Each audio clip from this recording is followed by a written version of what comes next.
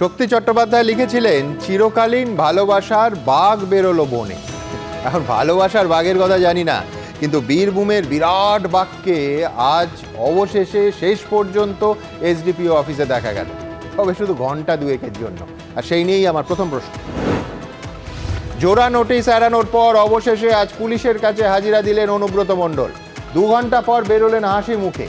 অপরাধের ইতিহাস থাকা সত্ত্বেও এখনও কেন কড়া ব্যবস্থা নিল না পুলিশ? ক্ষোভ জাতীয় মহিলা কমিশনের। শুধু জিজ্ঞাসাবাদেই শেষ, নাকি আদৌ হবে কোনো ব্যবস্থা? দ্বিতীয় প্রশ্ন। অভিযোগকারী আইসির 2টো মোবাইল ফোনই বাজেয়াপ্ত হলেও আজও বাজেয়াপ্ত হলো না অভিযুক্ত অনুব্রত মণ্ডলের মোবাইল। কল ডিটেলস রেকর্ডে অসঙ্গতি পেলে তখন নেওয়া হবে ফোন, দাবি পুলিশ সূত্রে। তাহলে কি তথ্য প্রমাণ নষ্টের সুযোগটা থেকেই যাচ্ছে? তৃতীয় প্রশ্ন। অনুব্রত মামলায় সরাসরি পুলিশি নিষ্ক্রিয়তার অভিযোগ তুলে এবার রাজ্যের ডিজিপি রাজীব কুমারকে চিঠি দিল জাতীয় মহিলা কমিশন। 72 ঘন্টার মধ্যে তদন্তের স্ট্যাটাস রিপোর্ট না দিলে কড়া আইনি পদক্ষেপের হুঁশিয়ারি। কতটা অস্বস্তি বাড়ল রাজ্য প্রশাসন? চতুর্থ প্রশ্ন।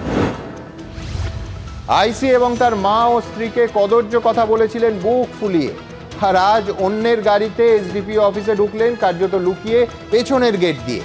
জনমানসে প্রবল ক্ষোভেই কি উবে গেল বীরভূমের বাগে সেই সব যাবতীয় তর্জন গর্জন? পঞ্চম প্রশ্ন। সৌগত রায়, হুমায়ুন কবিরের পর এবার অনুব্রতকে নিয়ে মুখ খুললেন খোদ বিধানসভার অধ্যক্ষ। এই সব কথা বলেনি বা কেন? আমাদের নিজেদেরই শুনতে খারাপ লাগে। বিরক্তি প্রকাশ বিমান বন্দ্যোপাধ্যায়। দলে অসন্তোষ বাড়লেও তৃণমূলের শীর্ষ নেতৃত্ব এখনো চুপ কেন? তবে শুরুতেই দেখাবো হুমকির 7 দিন পর অবশেষে পুলিশের সামনে হাজিরা দিলেন কেষ্ট মণ্ডল, বীরভূমের বাঘ। দেখুন। আমি 2 দিন দেখি, তারপর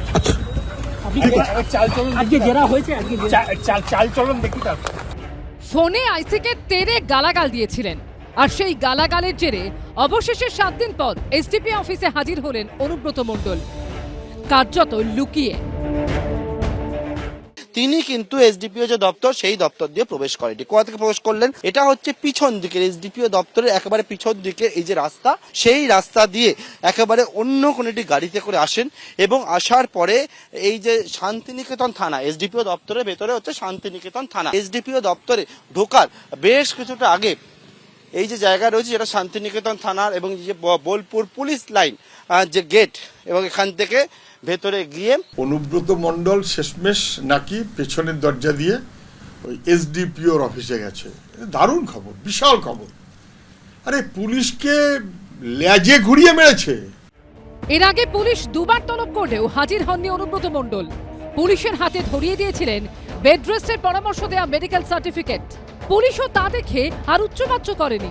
অবশেষে হিটলার চৌধুরীর পরামর্শ মেনে বিশ্রাম করে 5 দিনের মাথায় হাজির হলেন এসডিপিও অফিসে। অনুব্রত মণ্ডল এখন আপাতত এসডিপিও যে দপ্তর, সেই দপ্তরের মধ্যে রয়েছেন এবং তাকে জিজ্ঞাসাবাদ করা হচ্ছে। তার বিরুদ্ধে 4টি ধারায় মামলা হয়েছে, যার মধ্যে 2টি জামিনযোগ্য ধারায় মামলা হয়েছে। যদি অনুব্রত মণ্ডলের জায়গায় সাধারণ কোনো ব্যক্তি হতো, তিনি সেই আইসিকে বা সেই পুলিশ অফিসারকে তার বিরুদ্ধে যদি ব্যবস্থা নিতেন, মানে এই ধরনের কথা বলতেন, তাহলে কি পুলিশ ব্যবস্থা নিত? এইভাবে অপেক্ষা করতো? বোঝা যাচ্ছে যে এই প্রশাসন অনুব্রত মণ্ডলের মতো লোকেদের কাছে সম্পূর্ণভাবে আত্মসমর্পণ করেছে। এই প্রশাসনের কোনো মেরুদণ্ড নেই, ক্লিপ প্রশাসনে পরিণত হয়েছে। অনুব্রত মণ্ডল কালো রঙের যে গাড়ি চেপে এসডিপিও অফিসে পৌঁছন, তার রেজিস্ট্রেশন রয়েছে বোলপুরের এক টোল ব্যবসায়ী স্ত্রীর নামে। আমি 2 দিন দেখি, তারপর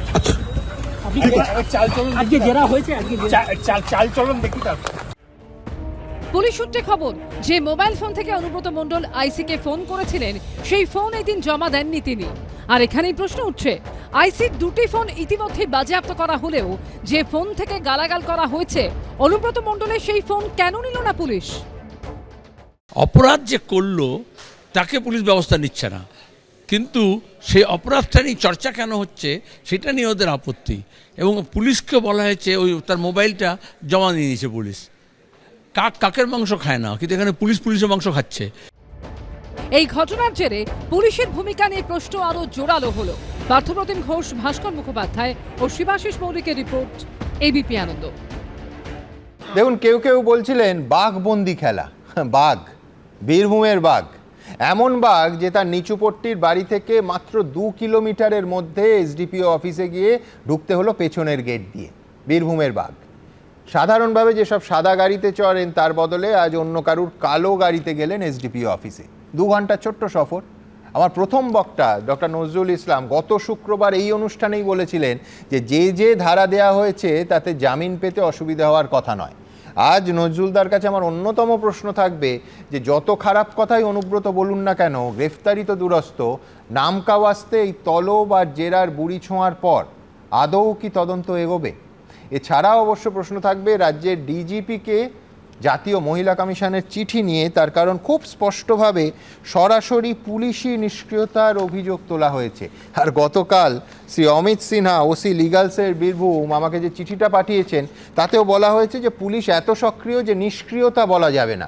আমি বলছি আমার কৌতূহল থাকবে যে লিগাল সেলের বীরভূমের ওসি তিনি পরের চিঠিটা, তার কারণ একই তো অভিযোগ, জাতীয় মহিলা কমিশনকে পাঠাবেন কিনা, তার কারণ তারাও তো পুলিশি নিষ্ক্রিয়তা বলেছেন, ঠিক যেমন আমরা বলেছি, এবিপি আনন্দ বলেছে। এই প্রশ্ন তো করতেই হবে। নজরুল ইসলাম কি বলেন? দেখুন, আমি প্রথম দিন যা বলেছিলাম এখনও সেটাই বলছি। আপনার প্রকাশ্য মিটিংয়ে অনুব্রত মণ্ডল যখন বলেছিলেন যে শাসক দলের বিরুদ্ধে যারা ভোটে দাঁড়াবে তাদের বাড়িতে আগুন লাগাও, আর পুলিশ যদি আসে তাকে রক্ষা করার জন্য তাহলে পুলিশের উপর বোমা মারো। এরপরে সাগর ঘোষ হত্যার খবর আপনারা জানেন, সেই মামলায় অনুব্রতের কিছু হয়নি। এবং এই যে প্রকাশ্য ভাষণ, যেখানে পোশাক পরা পুলিশের অনেক অফিসার ছিলেন, এখানেও এবার যেমন মামলা হয়েছে তখনও মামলা হয়েছিল, চার্জশিটও হয়েছিল, কিন্তু কোর্ট থেকে তিনি ছাড়া পেয়েছেন। আমি আগের দিনও বলেছিলাম যে পুলিশের যে লোকদেরকে সাক্ষী করা হয়েছিল তারা অনুব্রত সাজা হয় এরকম কিছু কথা কোর্টে বলেনি। দ্বিতীয়ত, যে ধরনের যে আমি কথা বলছি, পরে যদি প্রশ্ন হয় যে এই যে কণ্ঠস্বর আপনারা যেটা রেকর্ড করছেন সেটা আমার কিনা, তাহলে এই কণ্ঠস্বরটা পাঠাবেন, তার সঙ্গে একটা স্যাম্পল নিয়ে তো পাঠাবেন। তো অনুব্রত মণ্ডলের এটা পাঠানো হয়েছিল ফরেন্সিক সায়েন্স ল্যাবরেটরিতে পরীক্ষার জন্য, কিন্তু যে পুলিশ অফিসাররা এত আইনের কথা বলেন, আপনাকে চিঠি দিলেন, তাদের এটা জানাই ছিল না যে স্যাম্পল একটা কপি পাঠাতে হয়। ফলে ফরেন্সিক সায়েন্স ল্যাবরেটরি স্বাভাবিকভাবে কোনো রিপোর্ট দিতে পারেনি, ফলে তিনি ছাড়া পেয়েছেন। তো এটা কি সাগর ঘোষের পুত্র হৃদয় ঘোষ অনুব্রত মণ্ডলের পাশে বসেই তৃণমূলে যোগ দিয়ে দিয়েছেন, ব্যাস। আপনি কয়েকদিন পরে দেখবেন যে ইন্সপেক্টরকে তিনি ফোন করেছেন, আমাদের পুলিশ মন্ত্রীর চাপে এবং পুলিশের ডিজির চাপে তিনিও যার বিরুদ্ধে অভিযোগ তার পাশে বসে যদি বিবৃতি দেন তাহলে আশ্চর্য হওয়ার কিছু থাকবে না। একটা ধাঁধা বলুন, সেটা হচ্ছে আইসি যিনি কমপ্লেনেন্ট, যিনি অভিযোগকারী, তার 2টো ফোন বাজেয়াপ্ত হলো, অথচ যিনি অ্যাকিউজড অনুব্রত মণ্ডল যার বিরুদ্ধে অভিযোগ, তাকে বলা হলো, যার ফোন থেকে এই ক্রাইম হয়েছে বলে অভিযোগ, তাকে বলা হলো যে কল ডিটেলস রেকর্ডে অসঙ্গতি পেলে তখন নেওয়া হবে। এ কি তথ্য প্রমাণ লোপাট হয়ে যাওয়ার সম্ভাবনা থাকছে না? অবশ্যই থাকছে, তবে আইসির যে ফোন দুটো নেওয়া হয়েছে সেটা তদন্তের জন্য দরকার আছে। একদম। ধরুন যে ফোন করছেন আপনি আমাকে, তাহলে আমার ফোনে কোন নম্বর থেকে আপনি ফোন করেছিলেন সেটা তো জানা যাবে। তো তদন্তের জন্য সেটা কিন্তু নেওয়া দরকার আছে, কিন্তু সঙ্গে সঙ্গে অনুব্রত মণ্ডলের ফোনটাও নেওয়া দরকার ছিল। আর আপনাকে যে চিঠি দেওয়া হয়েছে এবং আপনারা পুলিশি নিষ্ক্রিয়তার কথা বলছেন, আমি চিঠিটা আপনারা কিভাবে পড়েছেন জানি না। আপনারা দেখুন, প্রথমে যেটা সাবজেক্ট আছে, disseminations of repeated false statement conducive to public mischief. আচ্ছা, পাবলিক মিসচিফের সেকশনটা আপনাকে পড়ে দেবো আমি। দেখুন, whoever with intent to cause or knowing that he is likely to cause wrongful loss or damage to the public or to any person, cause the destruction of any property. তো আপনারা যা দেখাচ্ছেন তাতে কার কোন প্রপার্টির ড্যামেজ হচ্ছে আমি BNS থেকে বলছি। এবং তারপরে আর একটা জিনিস আপনারা খেয়াল করেছেন, চিঠি লিখছেন OC legal cell. Legal cell পুলিশে থাকতেই পারে, আপত্তি নেই। আপনারা এসএসসির মামলা বলছি, যখন মুখ্যমন্ত্রী নেতাজি ইন্ডোর স্টেডিয়ামে বললেন, তারপর শিক্ষামন্ত্রী বললেন যে আমরা তালিকাটা প্রকাশ করব যারা বৈধভাবে পেয়েছে, আইনজীবীদের সঙ্গে কথা বলেছিলেন কিনা আমরা জানি না, কিন্তু আইনজীবীরা কি জানিয়েছিল যে আমরা প্রকাশ করতে পারছি না? জানিয়েছিলেন মন্ত্রী। আমার যেটা বক্তব্য, পুলিশের লিগ্যাল সেল থাকতে পারে, তো পুলিশের অফিসারদের তিনি লিগ্যাল ওপিনিয়নও দিতে পারেন, কিন্তু চিঠি তো লিখবেন সেই পুলিশের অফিসাররা, ওসি লিগ্যাল সেল নয়। এটা স্বাভাবিক পদ্ধতি নয়। বেশ বেশ বেশ বেশ আমরা কালকে বিস্তারিত এই নিয়ে আলোচনা করেছি। দেখুন, সম্পত্তি কি নষ্ট হয়েছে জানি না, কিন্তু সত্যি কথাটা, যে যতগুলো চিঠি দিন আর যতগুলো হুমকি আর হুঁশিয়ারি দিন না কেন, এবিপি আনন্দ সমানভাবে আপনাদের সামনে তুলে ধরবে, কারণ আমাদের দায়বদ্ধতা শুধুমাত্র আমাদের দর্শকদের কাছে। তাতে পুলিশ খুশি হতে পারে, পুলিশ দুঃখ পেতে পারে, অন্য কোনো পক্ষ তারা খুশি হতে পারে, দুঃখ পেতে পারে, আমাদের কিচ্ছুটি করার নেই। আমি এইখান থেকে আমার দ্বিতীয় প্রতিবেদন, অত্যন্ত গুরুত্বপূর্ণ প্রতিবেদন, তার কারণ এটাও আরেকটা চিঠি। জাতীয় মহিলা কমিশন চিঠি দিল এই রাজ্যের ডিজিপি রাজীব কুমারকে। কি লিখছে সেই চিঠিতে? চিঠিতে লেখা হচ্ছে যে এই অডিও ক্লিপে অনুব্রত মণ্ডলকে আইসির মা এবং স্ত্রীর উদ্দেশ্যে যে অশ্লীল অপমানজনক ভাষা ব্যবহার করতে শোনা গেছে, মহিলাদের, বিশেষ করে একজন সরকারি আধিকারিকের পরিবারের সদস্যদের বিরুদ্ধে এ ধরনের হুমকি শুধু নৈতিক ও সামাজিক অপমান নয়, ভারতীয় ন্যায় সংহিতার একাধিক ধারা অনুযায়ী গুরুত্বপূর্ণ কগনিজেবল অফেন্স। জনমানসে প্রবল ক্ষোভ তৈরি হওয়া সত্ত্বেও এ বিষয়ে রাজ্য পুলিশের তরফে যে নিষ্ক্রিয়তা দেখা গেছে, আবার প্রশ্ন থাকবে, জাতীয় মহিলা কমিশন নিষ্ক্রিয়তা বলছে, অতএব এবিপি আনন্দকে যে চিঠি পাঠানো হয়েছে নিষ্ক্রিয়তা বলার জন্য, সেই চিঠি এবার ওই বীরভূমের কি লিগ্যাল থানার লিগ্যাল ডিপার্টমেন্টের ওসি তিনি পাঠাবেন কিনা জাতীয় মহিলা কমিশনে। জনমানসে প্রবল ক্ষোভ তৈরি হওয়া সত্ত্বেও এই বিষয়ে রাজ্য পুলিশের যে নিষ্ক্রিয়তা দেখা গেছে, তাতে কমিশন অত্যন্ত উদ্বিগ্ন। এ ধরনের নিষ্ক্রিয়তা শুধু অপরাধীদের উৎসাহিত করে তা নয়, পুলিশ বাহিনীর মনোবলকে তলানিতে পৌঁছে দেয় এবং পুলিশের নিরপেক্ষতা এবং তৎপরতা নিয়ে মানুষের ভরসার জায়গাটাকে নাড়িয়ে দেয়। পরের প্রতিবেদন। রাজীব কুমার, অনুব্রত মণ্ডল বলছি, সহাবে না নাকি? অনুব্রত মণ্ডলের কদর্য হুমকি কাণ্ডে এবার জল গড়ালো দিল্লি অবধি। ডিজিপিকে চিঠি দিল জাতীয় মহিলা কমিশন। বোলপুর থানার আইসিকে কদর্য হুমকি দিতে গিয়ে রাজ্য পুলিশের ডিজির নাম করেছিলেন অনুব্রত মণ্ডল। রাজীব কুমার, অনুব্রত মণ্ডল বলছি, সহাবে না নাকি? হ্যাঁ, পশু ডেপুটেশন দিয়েছি, মারবে কি মারবো দেখুন আমি। এই ঘটনায় এবার ডিজিপি রাজীব কুমারকে চিঠি দিল জাতীয় মহিলা কমিশন। 72 ঘন্টার মধ্যে তদন্ত কোথায় দাঁড়িয়ে এবং অ্যাকশন টেকেন রিপোর্ট দিতে বলল কমিশন। অডিও ক্লিপে বোলপুর থানার আইসির পরিবার তুলে কদর্য মন্তব্য করতে শোনা গেছিল অনুব্রত মণ্ডলকে। কথা বলেছি তোর মাকে হচ্ছে রে বউকে। এই প্রেক্ষাপটে ডিজিপির উদ্দেশ্যে চিঠিতে জাতীয় মহিলা কমিশনের তরফে কড়া ভাষায় লেখা হয়েছে, এই অডিও ক্লিপে অনুব্রত মণ্ডলকে আইসির মা এবং স্ত্রীর উদ্দেশ্যে অশ্লীল, নোংরা, অপমানজনক ভাষা ব্যবহার করতে শোনা গেছে। তারা দুজনই নিরীহ নাগরিক। স্রেফ কর্তব্যরত একজন পুলিশ অফিসারের সঙ্গে তাদের সম্পর্ক রয়েছে। মহিলাদের, বিশেষত একজন সরকারি আধিকারিকের পরিবারের সদস্যদের বিরুদ্ধে এই ধরনের হুমকি শুধু নৈতিক এবং সামাজিক অপমান নয়, ভারতীয় ন্যায় সংহিতার একাধিক ধারা অনুযায়ী গুরুতর ধর্তব্যযোগ্য অপরাধ। আমরা পুলিশের ডিজি রাজীব কুমারকে রাষ্ট্রীয় মহিলা কমিশনের তরফ থেকে চিঠি ইস্যু করা হয়েছে যে আপনারা আমাদের 48 ঘন্টার ভেতরে উত্তর দিতেন যে আপনারা কি অ্যাকশন নিয়েছেন, কেন এগুলো করেননি। একজন অন ডিউটি পুলিশ অফিসারের মা এবং স্ত্রীকে যদি এই ভাষায় এইভাবে গালাগালি করা হয়, তাহলে রাজ্যের সাধারণ মহিলারা কোথায় গিয়ে দাঁড়াবে? এই ভাইরাল অডিও সামনে আসার 6 দিনে অনুব্রত মণ্ডলকে জিজ্ঞাসাবাদটুকুও করেনি পুলিশ। 7 দিনের মাথায় অনুব্রত মণ্ডল পুলিশের কাছে হাজিরা দিয়েছেন, কিন্তু সেদিনও তার ফোন বাজেয়াপ্ত করেনি পুলিশ। এই প্রেক্ষাপটে ডিজিপির উদ্দেশ্যে চিঠিতে জাতীয় মহিলা কমিশন লিখেছে, জনমানুষে প্রবল ক্ষোভ তৈরি হওয়া সত্ত্বেও এ বিষয়ে রাজ্য পুলিশের তরফে যে নিষ্ক্রিয়তা দেখা গেছে, তাতে কমিশন অত্যন্ত উদ্বিগ্ন। এ ধরনের নিষ্ক্রিয়তা শুধু অপরাধীদের উৎসাহিত করে না, পুলিশ বাহিনীর মনোবলকে তলানিতে পৌঁছে দেয় এবং পুলিশের নিরপেক্ষতা এবং তৎপরতা নিয়ে মানুষের ভরসার জায়গাটা নাড়িয়ে দেয়। জাতীয় মহিলা কমিশন বা এইসব কমিশন প্রতিবার আসে, সব কিছু দেখে, দেশের পয়সা খরচা হয়, ট্যাক্সের টাকা খরচা হয়, তারপরে ওই দাদা দিদির সাক্ষাৎকারে গিয়ে সব কিছু শেষ হয়ে যায়, ধামাচাপা পড়ে যায়, যত তদন্ত শীত ঘুমে চলে যায়।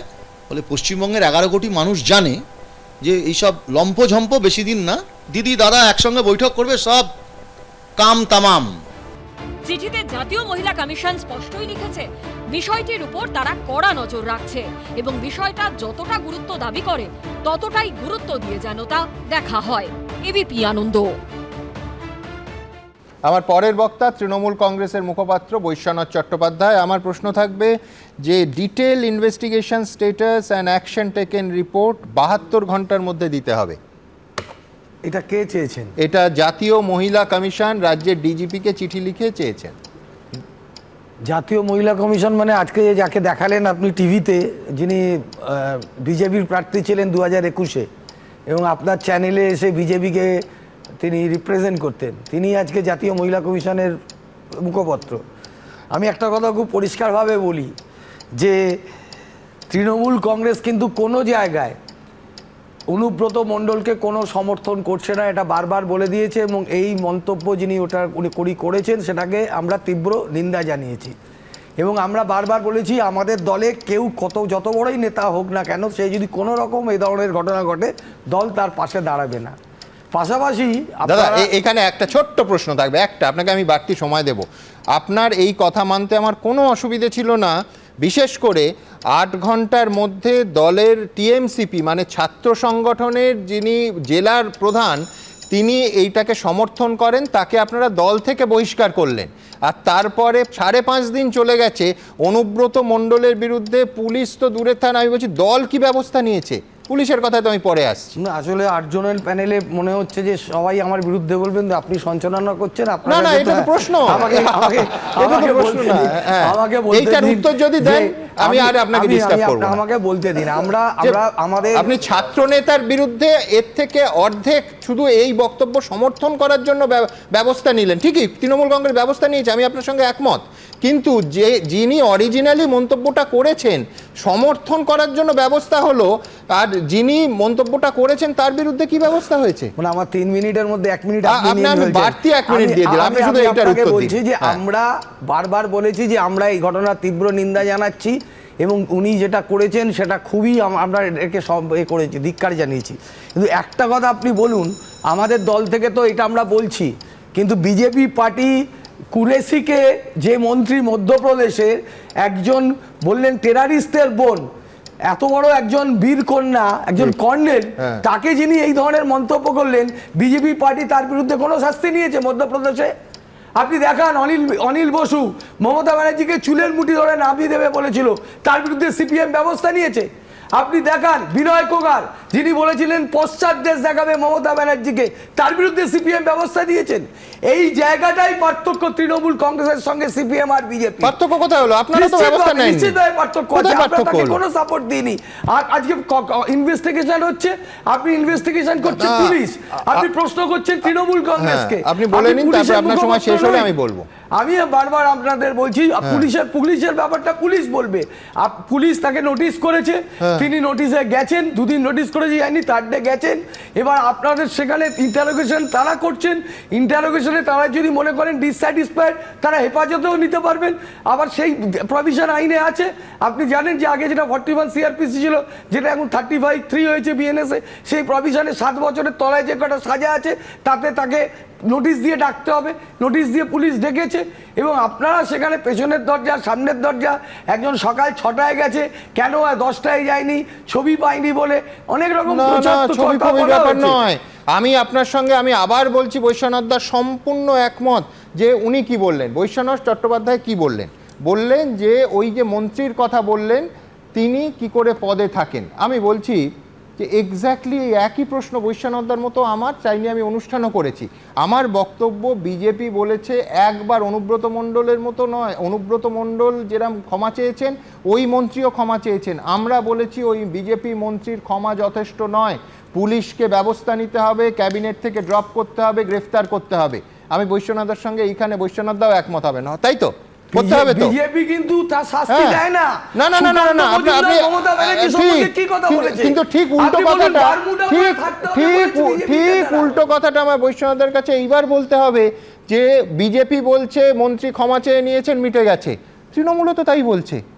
আজকে ববি হাকিম তাকে বলেছেন, পুলিশ এক ডেকেছিল। সেকেন্ড, না ডাকা তাকে যথেষ্ট তাকে নয়, interrogation সরি করতে হয়েছে। সরি, ঠিক যেমন বিজেপি মন্ত্রীর ক্ষমা চাওয়া যথেষ্ট নয়, অনুব্রত মণ্ডলের ক্ষমা চাওয়া যথেষ্ট নয়। এই সাধারণ যুক্তির কেন রাজ্যের শাসক দল একমত হবে না, আমার কোনো উত্তর নেই। বিজেপি পার্টি ওনাকে কি বিজেপি পার্টি কন্ডেম করেছে? শুধু কন্ডেম, আমি বলছি শুধু কন্ডেম নয়, ক্ষমা চেয়েছে, আপনাকে জানিয়ে রাখি।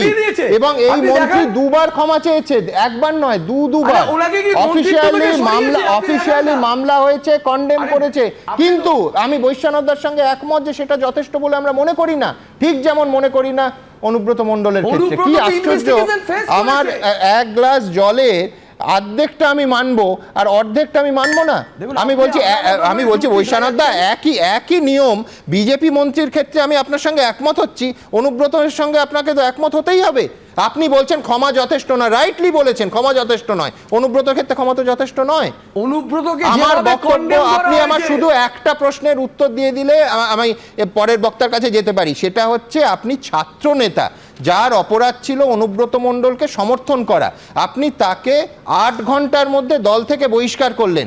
আর যার যে বক্তব্য সমর্থন করার জন্য ছাত্র নেতাকে বহিষ্কার করলেন, তার বিরুদ্ধে দল কি ব্যবস্থা নিয়েছে দয়া করে এই অনুষ্ঠান লাইভ চলছে, আপনি বলে দিন। দেখুন, পুলিশ প্রশ্নই করবো না আপনাকে, আরো একটা মিনিট দিয়ে দেবো। ইনভেস্টিগেশন করছে পুলিশ, আজকে এবং দল কি ব্যবস্থা নিচ্ছে দলের স্তরে ছাত্র নেতার, আপনি তো জানেন ছাত্র নেতার বিরুদ্ধে পুলিশ ব্যবস্থা নেয়নি, দল ব্যবস্থা নিয়েছে। ইন্টারোগেশন করেছে। আরে অনুব্রত মণ্ডলের বিরুদ্ধে দল কি ব্যবস্থা নিয়েছে? পুলিশ ইন্টারোগেশন করেছে, ছাত্র নেতাকেও ইন্টারোগেশন করেছে, অনুব্রতকেও ইন্টারোগেশন করেছে। বৈশ্বনাথদা, আমার ধারণা আমরা দুজনে আমার ধারণা আমরা যদি এই তর্ক বিতর্ক চালাতে থাকি অনায়াসে 1.5 ঘন্টা সময় পার হয়ে যাবে। আমি দুঃখিত। ইনফ্যাক্ট বৈশ্বনাথদা খুশি হবেন, তার কারণ প্রায় 4 মিনিটের কাছাকাছি আমরা চলে গেছি। এইখান থেকে আমি আমার পরের একটা ছোট্ট অংশ দেখাবো যে তৃণমূল কংগ্রেসের তরফ থেকে অনুব্রত মণ্ডলের পক্ষে যদি কোনো আর্গুমেন্ট থাকে কি বলা হচ্ছে। দেখুন, গতকাল এই অনুষ্ঠানে তৃণমূলের আরেক মুখপাত্র অরূপ চক্রবর্তী আমাদের সবাইকে কিছুটা বিস্মিত করে, কালকে এত বড় একটা ঘটনা ঘটেছিল এ বিষয়ে বিস্তারিত আলোচনার সুযোগ ছিল না, অনুব্রত মণ্ডলের রাইট টু প্রাইভেসি নিয়ে একটা গুরুত্বপূর্ণ প্রশ্ন তুলেছিলেন। আমরা তা মানিনি। আমি দ্রুত একবার অরূপ কি আর্গুমেন্ট দিয়েছিলেন একবার দ্রুত দেখে নিই। একটা জিনিস মাথায় রাখতে হবে Suman, as per our law, as per constitution, right to privacy is fundamental right which is above criminal and civil. আজকে অনুব্রত মণ্ডল যে কাজ করেছেন এটা ক্রিমিনাল অফেন্স, যে গালিগালাজ করেছেন, থ্রেট করেছেন, সেটা আন্ডার ক্রিমিনাল জুরিসডিকশন আসবে। কিন্তু রাইট টু প্রাইভেসি, কারুর ফোন, আপনারাও যখন ফোনও নেন তখন আপনারা পারমিশন নেন যে আপনার কলটা রেকর্ড করছি, উইদাউট কনসেন্ট যদি করেন তাহলে সেটা ফান্ডামেন্টাল রাইটের ভায়োলেশন। দুজন ব্যক্তি, ধরুন এ এবং বি, দুজন ব্যক্তির মধ্যে কথোপকথন হচ্ছে যে এই ভারতবর্ষকে বোম দিয়ে উড়িয়ে দেওয়া হবে, সেই কথোপকথনের অডিও সুমন দে পেলেন এবং সেটি তিনি দেখাবেন না, পুলিশকে সহযোগিতা করবেন না, বলা হবে যে রাইট টু প্রাইভেসির জন্য দেখানো হবে না, এই আইনি অপব্যবহার দয়া করে করবেন না।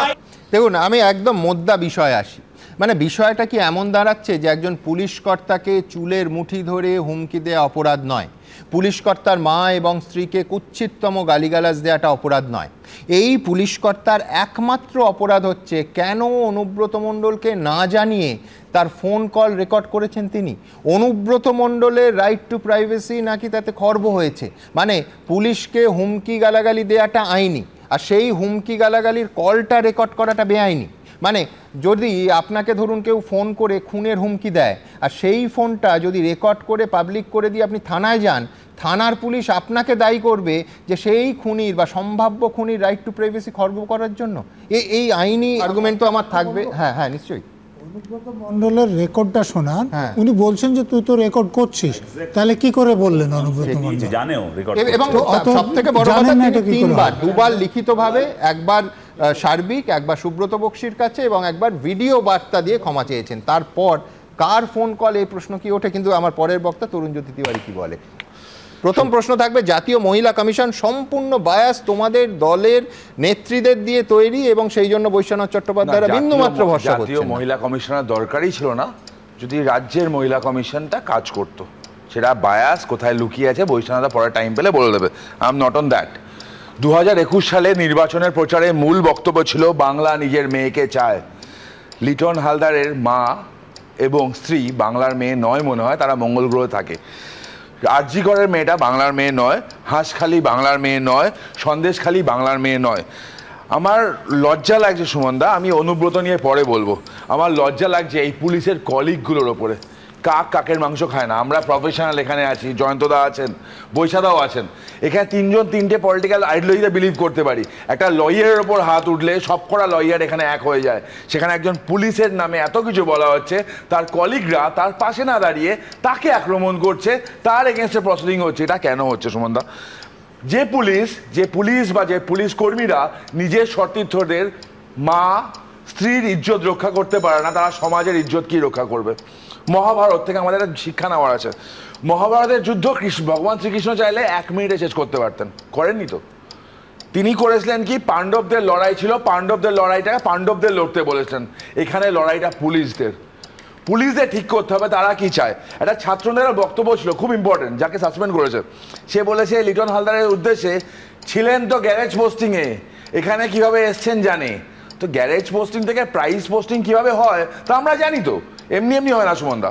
ওই যেমন ডাক মাস্টার কথাটা মিথ না ফ্যাক্ট, তেমনই গ্যারেজ পোস্টিং থেকে প্রাইস পোস্টিং হয় টাকার বিনিময়ে। তো টাকা এত দামি যে নিজের মা বোনের ইজ্জতটা পর্যন্ত বিক্রি হয়ে যায়। প্রশ্ন থাকবে আমার কাছে। কিন্তু ধরুন একটার পর একটা রাজ্যে ঘটনা, একটার পর একটা জাতীয় কমিশন আসে, কিন্তু শেষ পর্যন্ত কোথায় দাঁড়ায় সেগুলো?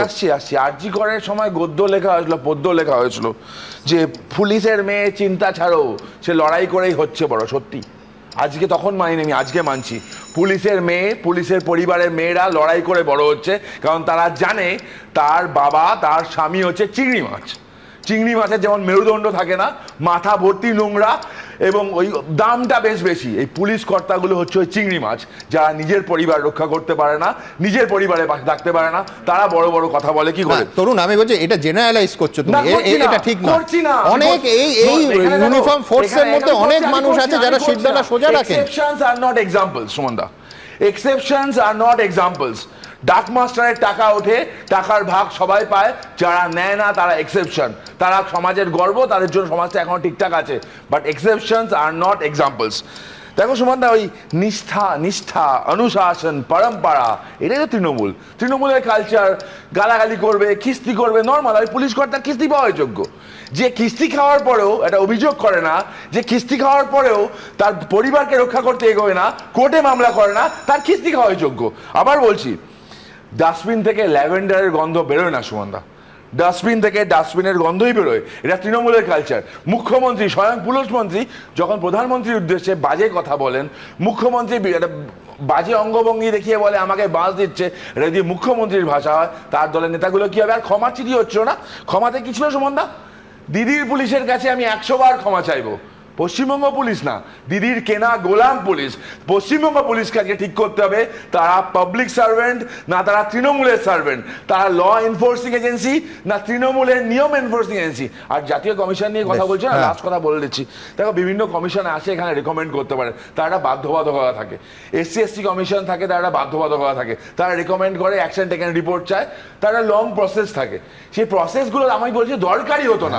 স্টেট কমিশন যদি সক্রিয় হতো, বাধ্যবাধকতা থাকে, এবং সব থেকে বড় কথা সদস্যদের রাজনৈতিক পরিচয় থাকে, যেটা তাদের বিশ্বাসযোগ্যতায় জোরালো ধাক্কা মারে। এবং এটা এখন শুধু 2025-এর প্রেক্ষিতে বলছি না, এই সাম্প্রতিক অতীতের প্রেক্ষিতেই বলছি। চিঠির কথা উঠলো, হ্যাঁ, অনুব্রত মণ্ডলের প্রথম যে ক্ষমাপত্র, এরপরে দ্বিতীয় আরেকটা লিখিত এবং আরেকটা ভিডিও বার্তা তিনি দেন। পশ্চিমবঙ্গ পুলিশের মাননীয় মুখ্যমন্ত্রী মমতা বন্দ্যোপাধ্যায়, পুলিশের সাধারণ কর্মী থেকে একজন বড় অফিসার, সবাই দিদির কাছের মানুষ, তাদের অপমান করার কথা ভাবতে পারি না। সাম্প্রতিক ঘটনা আমি দুঃখিত। দিদির পুলিশের কাছে একবার কেন 100 বার ক্ষমা চাইতে পারি? বৈষ্ণবদা, তরুণ প্রশ্ন করছে, দিদির পুলিশ কি রাজ্যের পুলিশ? স্বরাষ্ট্রমন্ত্রী, পুলিশ মন্ত্রী, উনি ওনার চিঠিতে উনি এটাই মিন করতে চেয়েছেন। এবার উনি কি মিন করতে চেয়েছেন?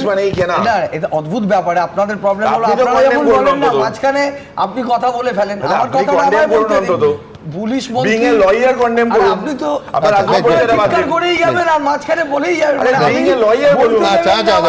পুলিশ একটা দিকে বাক্যটা শেষ করুন। মাঝখানে থেকে কথা বললে কি করে? আমি বলছি যে স্বরাষ্ট্রমন্ত্রী তিনি এই পুলিশ দপ্তরের দায়িত্বে আছেন। আমি যতটুকু এই চিঠির মানে বুঝেছি তাতে উনি ওটাই মিন করতে গেছেন যে আপনার স্বরাষ্ট্র দপ্তর। ঠিক, কিন্তু আমি বলছি বৈশ্বনাথ দা, যদি আপনি একটা চিঠি পেতেন যেখানে বাংলায় লেখা এই তরুণ লিখেছে যে দাদার সিবিআই আর দাদার ইডি, অথবা প্রধানমন্ত্রীর নাম নিয়ে ওনার সিবিআই ওনার ইডি, আপনি তো আপত্তি করতেন না করতেন না? তার কারণ আমি আপনার সঙ্গে একমত হতাম। ওনার ইডি, ওনার ইনকাম ট্যাক্স, ও সেটা আচ্ছা, সেটা আপনি ধরেই নিয়েছেন। সমস্ত দিল্লির পুলিশকেও বলে না। একদম, মানে দেখুন আমি বলছি দর্শকদের কাছে সমস্যাটা খুব পরিষ্কার হয়ে গেছে। সেটা হচ্ছে ইডি সিবিআই হলে দাদার, আর পুলিশ হলে দিদি, সিআইডি হলে দিদি। ব্যাপারটা এই হলে মানুষের পক্ষে দুর্ভাগ্য, দেশ জুড়ে হোক আর রাজ্য জুড়ে হোক, দুর্ভাগ্য এবং দুর্ভাগ্য। নজরুল ইসলাম। একটা বাক্য, এখানে আমাদের দুই লয়ারের কথাবার্তা একটা জিনিস প্রমাণ হলো যে দাদার সিবিআই ইডি এটা লোকে বলে, আর দিদির পুলিশ এটা দলের নেতা বলে। না না, এটা তো আপনি ভুল ব্যাখ্যা করলেন। না, এটা আপনার মতো করে ব্যাখ্যা করছেন নজরুল বাবু। আপনার তো রাখতো অন্য জায়গায়। আপনি তো প্রতিদিন আমাদের সমালোচনা করেন, কেন আপনার যে ক্রোধ এটা সেটা তো আমাদের জানা আছে। আপনি বলুন না, আমরা একটু আলোকিত হই। আপনার পছন্দ মতো যদি চলতো তাহলে সবকিছু তাহলে ঠিক থাকতো। আপনার পছন্দ মতো আপনি আপনার মতো করে ব্যাখ্যা করেন। প্রতিদিন আমাদের বিরুদ্ধে বলছেন কয়েকজন ভালো অফিসার আছে, তার মধ্যে with a very serious note, Anubrata মণ্ডলের সেই চিঠি আমার মনে পড়ে গেছে। সেই চিঠি অর্থাৎ প্রথম যে চিঠি, লক্ষ্য করুন সেখানে যে প্রথম ক্ষমা প্রার্থনার চিঠিতে পুলিশ কি হুবহু এখন যারা বলছেন, বিশেষ করে আইসি লিটন হালদার সম্পর্কে অভিযোগের আঙুল তুলছেন, তারা কি কার্যত অনুব্রত এই প্রথম ক্ষমা চাওয়ার চিঠিতে যা লিখেছিলেন, যদিও আদৌ এটা ক্ষমা চাওয়া কিনা সেই নিয়ে আমার প্রশ্ন আছে, তাতে তিনি লিখছেন বিজেপি কি করে ক্ষমা চাওয়ার চিঠি এই ঘটনার প্রেক্ষিতে, আমার আর আমাদের বোলপুরের আইসির সাথে গালমন্দের ফুটেজ পেল, কে দিল? কোনো চক্রান্ত নেই তো? আমার শুধু মনে পড়ে যাচ্ছে জয়ন্ত, আমার পরের বক্তার কাছে আসবো, যে তেহট্টে সেই গুলি চালানোর ঘটনা 2012 সালের 16ই নভেম্বর তৎকালীন স্বরাষ্ট্র সচিব বাসুদেব বন্দ্যোপাধ্যায় রীতিমতো প্রেস কনফারেন্স করে, সেই ফুটেজও এখনও লাইব্রেরিতে আছে, ঘোষণা করেছিলেন এই ফুটেজ মানে গুলি চালানোর ফুটেজ কি করে প্রকিউরড হয়েছে, কোন অ্যাঙ্গেল থেকে ছবি তোলা হয়েছে, এগুলো সবই এনকোয়ারি করে দেখা হবে।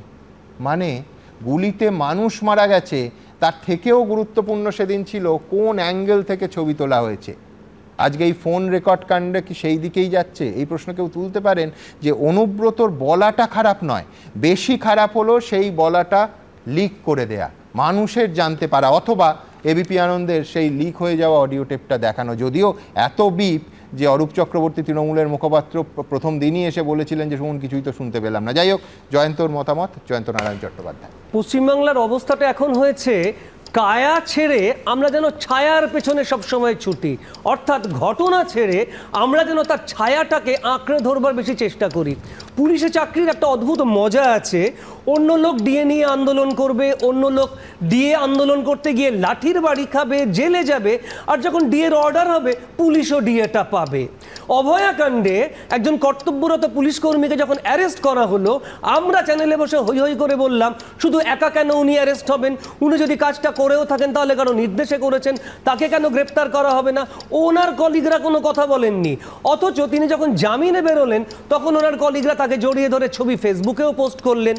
স্বর্গত পঙ্কজ দত্তকে যিনি তার জুনিয়র অফিসাররা যখন থানায় ডাকলেন এবং 6 ঘন্টা বসিয়ে রেখে হেনস্থা করলেন, তারপরে জুতোর মালা নিয়ে স্থানীয় লোককে খবর দিলেন তারা যেন জুতোর মালা পরান, তখনও তার কলিগরা কোনো কথা বলেননি, কারণ তারা সবসময় ক্রিমটা চান। কারণ যদি রাগ করেন, যার নির্দেশে পুলিশ মহলটা চলে তিনি যদি রাগ করেন, যদি একটু আগে যে কথাগুলো হচ্ছিল প্রাইজ পোস্টিংয়ের বদলে গ্যারেজ পোস্টিং হয়ে যায়, সবসময় ভয়ে ভয়ে থাকেন।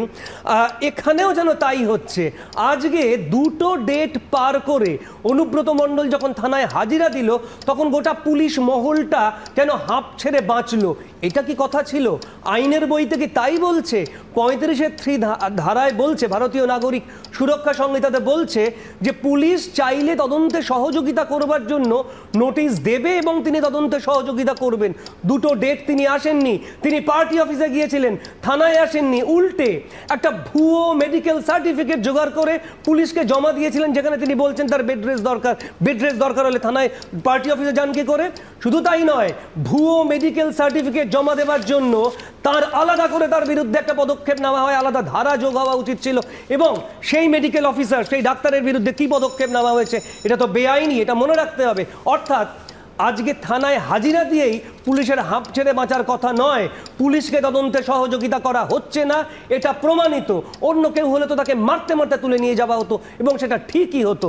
একজন থানার তোমার কি মনে হয় না যে অনুব্রত যিনি মেডিকেল সার্টিফিকেট ইস্যু করেছিলেন, যার বিরুদ্ধে সরকারি আধিকারিক এবং বেসরকারি, যেটা তিনি করতে পারেন না তার কারণ নন প্র্যাকটিসিং পোস্ট, সেটা সেই বেসরকারি হাসপাতাল কর্তৃপক্ষ তারাও বলেছিল বিভাগীয় তদন্ত হচ্ছে, তার বিরুদ্ধেও একটা তদন্ত শুরু করা উচিত।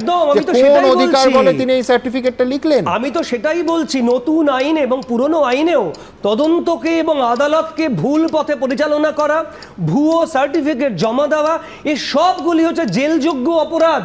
অর্থাৎ শুধু ওই ডাক্তার নয়, অনুব্রত মণ্ডলের বিরুদ্ধেও আলাদা করে ধারা যোগ হবে এবং তাকে মারতে মারতে তুলে নিয়ে যাওয়ার তো কথা ছিল। আমরা দেখিনি সজল ঘোষকে রাত্রিবেলায় সজল ঘোষকে দরজা ভেঙে বের করে নিয়ে যাওয়া, আমরা দেখিনি কৌস্তব বাগচিকে রাত্রিবেলায় কিভাবে টেনে হিঁচড়ে তুলে নিয়ে যাওয়া হয়েছিল। আমি আপনাদের কাছে প্রশ্ন করছি, আজকে যদি এই ঘটনায় উৎসাহিত হয়ে কোনো থানার অফিসার ইনচার্জকে বা আইসিকে কোনো সাধারণ মানুষ মদ্যপ অবস্থায় গালিগালাজ করেন, আপনারা মারতে মারতে তুলে নিয়ে যাবেন না তো? আপনারা কথা দিন, এটাই প্রবণতা হবে। শুধু তাই নয়, আরো অনেকগুলি কথা বলতে হবে, কারণ পুলিশ শিক্ষকদের লাথি মারতে পারে, পুলিশ শিক্ষকদের লাঠি মারতে পারে, পুলিশ তদন্তের ক্ষেত্রে প্রতি মুহূর্তে একজনের নির্দেশের দিকে এক মিনিট আপনি বলবেন স্যার, আপনি তদন্তের ক্ষেত্রে বিশেষ করে প্রভাবশালীদের বিরুদ্ধে তদন্তের ক্ষেত্রে একজনের অঙ্গুলি হেলন ছাড়া নড়তে পারে না। এই প্রশ্ন তো উঠবে। অনেক তো সহজ হতো যদি অনুব্রত মণ্ডলকে গ্রেফতার করা হতো, তাহলে তো আজকে কথাগুলো হতো না, তাহলে তো তোমার চ্যানেলে দিনের পর দিন ফুটেজ নষ্ট করে আমাদেরও বলতে হতো না। তাহলে তো পুলিশের সক্রিয়তা বলতাম। বৈষ্ণব চট্টোপাধ্যায় বলছেন যে তুমি রাজনৈতিক নেতাদের মতো কথা বলছো। উনি তো লয়ার হিসেবে রিপ্রেজেন্ট করেছেন, কথাটা তো বলছিলেন প্রতিটা মানুষই পলিটিক্যাল লিডার হিসেবে। আর আমি যদি রাজনীতির আলোচনা করিও, আমি যদি রাজনীতির আলোচনা করিও, সে অধিকার কি আমার নেই? আমি কি বলতে পারি না প্রতিটা দিন আপনারা রাজনীতি করছেন, আর সাধারণ মানুষ হিসেবে আমরা পলিটিক্যাল লিডার হিসেবে আমাদের কর্তব্য যদি অনুব্রত মণ্ডল এবং তদন্তের হলে গ্রেফতার করতে পারে। আপনাকে আমি জিজ্ঞেস করছি, আপনি দীর্ঘদিনের আইনজীবী, পুলিশের তদন্তে স্যাটিসফাইড হওয়ার জায়গা রয়েছে, দুটো ডেট সে হাজির হয়নি, সে ভুয়ো সার্টিফিকেট দিয়েছে, পার্টি অফিসে এসেছে, পুলিশের ব্যাপারটা তো পুলিশ করতে দিন, আপনি এখানে বসে তো তদন্ত করছেন, আপনি হলে কি করতেন? তদন্ত আপনি মিডিয়া চাইলে করতে পারেন না। পুলিশ যদি মনে করে যে স্যাটিসফাইড হয়েছে, পুলিশ করতে পারে। প্রশ্ন করলে মিডিয়া ট্রায়াল হয়ে যায়। উনি লয়ার, উনি লটা জানেন, সেখানে জিজ্ঞেস করলেও প্রবলেম হয়ে যায়। আচ্ছা, উনি বসে আপনি রাজনীতিবিদ বানিয়ে দিলেন স্যার, আপনি রাজনীতিবিদ তদন্ত করছেন। আচ্ছা, আমার পরিষ্কার প্রশ্ন আছে, ধরুন এই রাজ্যে কি কোনো প্রশ্ন করার জন্য রাজনৈতিক নেতা হতে হয়? আমি বলছি বিস্ময়কর যে কোনো প্রশ্ন তুলতে গেলে রাজনৈতিক নেতা হতে হয়। মানে আমি বলছি যে প্রশ্নতে কি বিড়ম্বনা, এত দু পাতার একটা চিঠি এবিপি আনন্দে আমার নামে লেখা হলো যে আচ্ছা আমি বলছি আমাদের কাজ দেখুন ছদ্মবেশ আর এই মুখোশগুলোকে টেনে খুলে নাবানো। ঠিক এইখান থেকে আমি পরের প্রতিবেদনে যাব, যেটা এইমাত্র এই দুজনের মধ্যে যে বাকযুদ্ধ হচ্ছিল তার মূল কথা জয়ন্ত বৈশ্বনাথদাকে প্রশ্ন করেছিল যে পুলিশ যে তদন্ত করলো আজকে, তাতে কি পুলিশের স্যাটিসফাইড হওয়ার জায়গা আছে? আমি ঠিক এইখান থেকে পুলিশ কি পেলো আজকে, অনুব্রত মণ্ডল কি বলেছেন, দেখা যাক সামান্য কিছু যদি পাওয়া যায়। পরের প্রতিবেদন। বোলপুর থানার আইসিকে হুমকি দেওয়ার প্রায় এক সপ্তাহের মাথায় পুলিশের কাছে হাজিরা দিলেন অনুব্রত মণ্ডল। এসডিপিও অফিসে 2 ঘন্টা থাকলেন তৃণমূল নেতা, কিন্তু পুলিশ সূত্রে দাবি যে পুলিশ অফিসার লিটন হালদারকে অনুব্রত মণ্ডল হুমকি দিয়েছিলেন, তদন্তের জন্য তার 2টি মোবাইল আগেই পুলিশ বাজেয়াপ্ত করলেও এদিন অনুব্রত মণ্ডলের মোবাইল ফোন তদন্তকারীরা জমা নেননি। এটাকে বলে পারফাংটারি ইনভেস্টিগেশন। অযৌক্তিক ইনভেস্টিগেশন, দায়সারা ইনভেস্টিগেশন বলে, এটাকে স্কেচি ইনভেস্টিগেশন বলে, এটা ল্যাকাডাইসিক্যাল ইনভেস্টিগেশন বলে। প্রাইম এভিডেন্সটা মোবাইল ফোন, সেটাকে ফরেনসিক করাতে হবে এবং সেটাতে ম্যাচ করাতে হবে যে আইসির যে মোবাইলটা আছে তার সঙ্গে ম্যাচ করাতে হবে। তো সেটাই যদি না হয়ে থাকে তার কী তদন্ত হলো আর কি জিজ্ঞাসাবাদ হলো বলো? কেন টাইমটা নিয়েছে জানো? এই টাইম বাইংটা হচ্ছে টু টেম্পার দ্য এভিডেন্সেস। ওই মোবাইলটাকে কোনো সায়েন্টিফিক এজেন্সিকে দিয়ে কিছু করানোর চেষ্টা চলছে। এটা প্রমাণিত হবে না অনুব্রত মণ্ডল এগেনস্টে যে উনি ওই মোবাইল ফোন থেকে কোনো কুকথা বা খারাপ কথা বলেছেন বলে, যে ইনভেস্টিগেশন হ্যাজ বিন স্পয়েলড। অথচ পুলিশ সূত্রেই দাবি, বৃহস্পতিবারই পুলিশের সামনে অনুব্রত মণ্ডল আইসিকে ফোন করার কথা স্বীকার করেছেন। তিনি জানান, এক তৃণমূল সমর্থককে মারধর করা হয়েছিল। সেই ঘটনায় পুলিশের ভূমিকা নিয়ে সরব হয়েছিলেন তৃণমূল কর্মীরা। সেই প্রসঙ্গেই বোলপুর থানার আইসিকে ফোন করেছিলেন তিনি। সেই সঙ্গে এও দাবি করেন তিনি অনেক ওষুধ খান, তাই কথা বলে ঘুমিয়ে পড়েছিলেন।